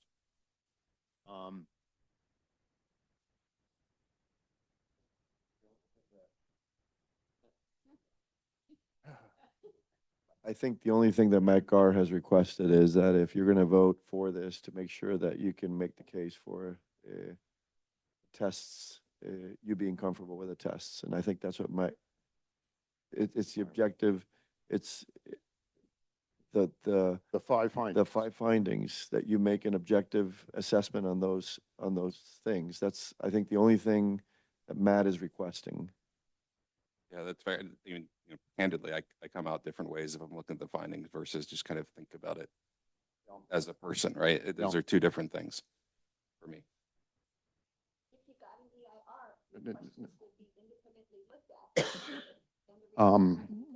Please, the public comment period is closed. The EIRs. All right, so, okay, go ahead, Richard. so not wanting to create a situation where there's going to be one person that's going to be happy and 14 neighbors are going to be unhappy for years, I would tend to not approve the project, because I feel that a modification to the project and somewhat more discussion amongst the neighbors probably could lead to something a little bit more productive. So that's fine. Okay. And so, Let's make a motion then. sure.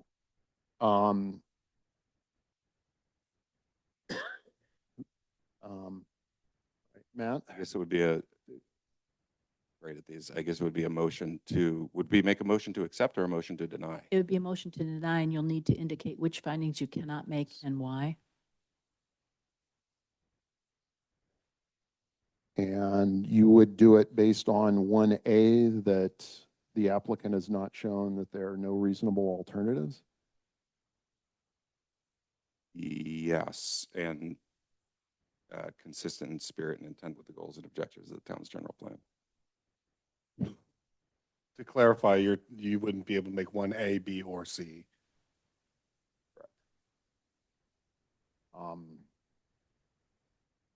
And then in what respect would you elaborate on how the project is not consistent with the general plan in the context of item 5, since it meets the height restriction, the size restriction, the number of ADUs restrictions? So personally, I was on the land use and community design sections. Yeah.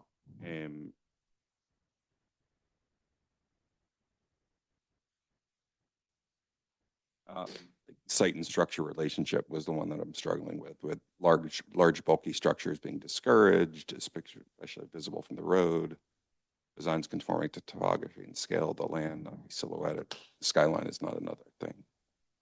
And then stepping down the hillside, low building profiles. Yeah, those are ones that are sticking out for me. I think if we reject it, we're going to have to provide more specific guidance as to what we don't like I guess the ASRB was pretty clear about reductions in massing, the tower element.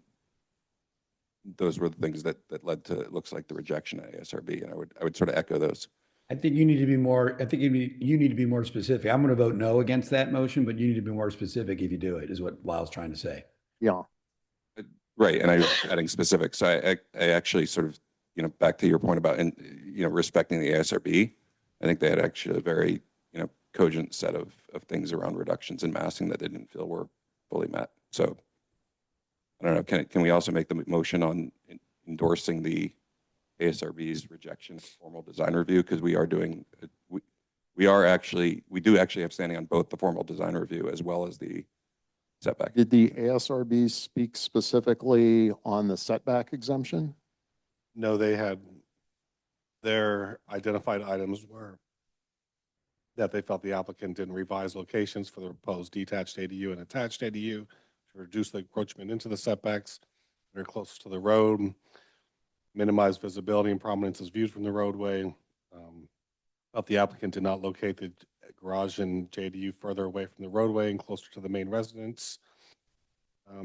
The ASRB felt the applicant did not reduce the massing of the attached ADU by modifying the structure, which could include the removal of the vaulted second-story space and/or stepping up the hillside, and that the applicant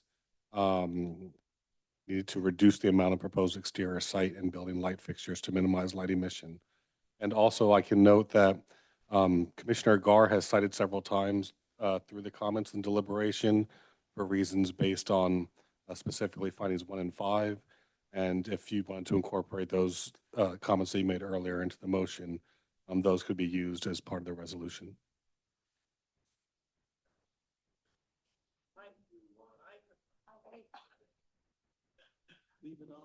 Sorry, Matt. You could easily do 1A, you can do 1B, you can do 1C, and then you can do 5. I mean, I think. What does that mean, though, Alex? What does "you can do it" mean? What exactly does that I mean? mean, I think what we're talking about is that he would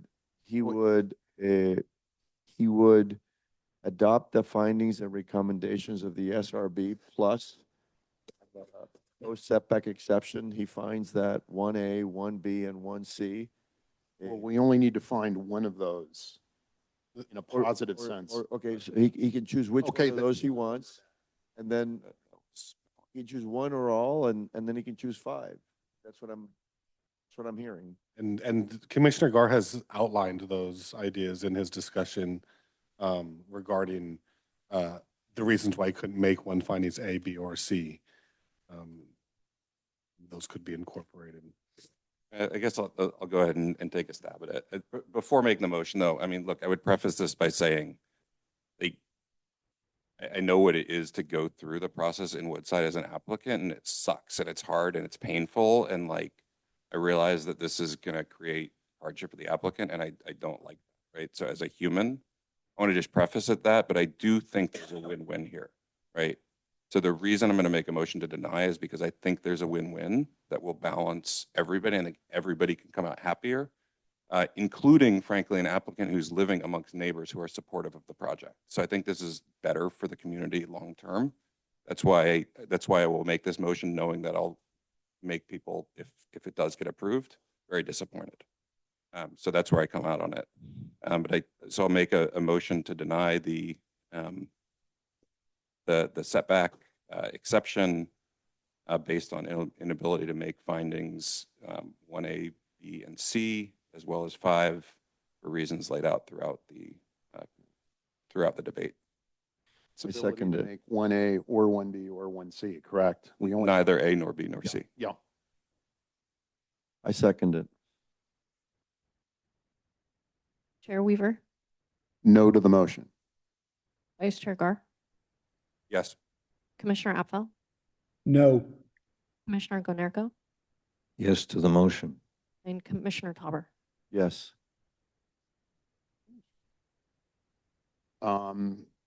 The motion is passed, and this decision may be appealed to town council by filling out an appeal form with the town clerk. Staff can assist any interested party in filling out such an appeal, and there's a fee involved, and you have 10 calendar days to do that. I'm not sure from the motion. I heard a couple different versions. Does this include adopting the findings of the ASRB with regards to the formal design review?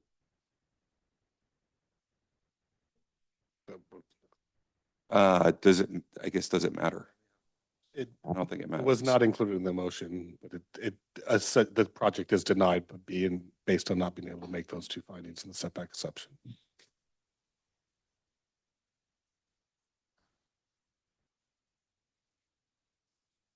All right. Sage, do you have anything for us tonight? No, in terms of director's reports, you have one in your packet. The only thing I'll note is I think I mentioned last time we met that we started including the number of single-family dwellings and accessory dwelling units that have permits issued for them each month. And so not a great report, but at least we did have one more ADU in the month of October. Sage, can I just interrupt before people leave and just have a word? You know, this has been very divisive. I was asked to be recused from this case, and I gave my opinion on why I shouldn't be recused from this case. At the same time, Kristen called me in April because she wanted to talk about the project, and I never returned her call.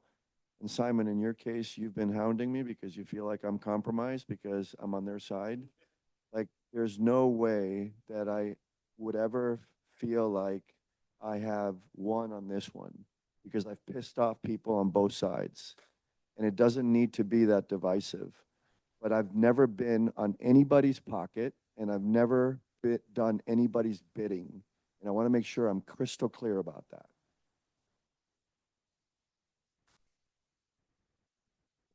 I have to speak because I suffered a severe concussion a few days ago, actually. and Wow, I'm this very is inappropriate. This is inappropriate. Yes. Okay, But there's. We're no- done. This is The meeting inappropriate. This is inappropriate. Right now. Fine, I want to thank you. The That's meeting all is I wanna adjourned. do. I want to thank you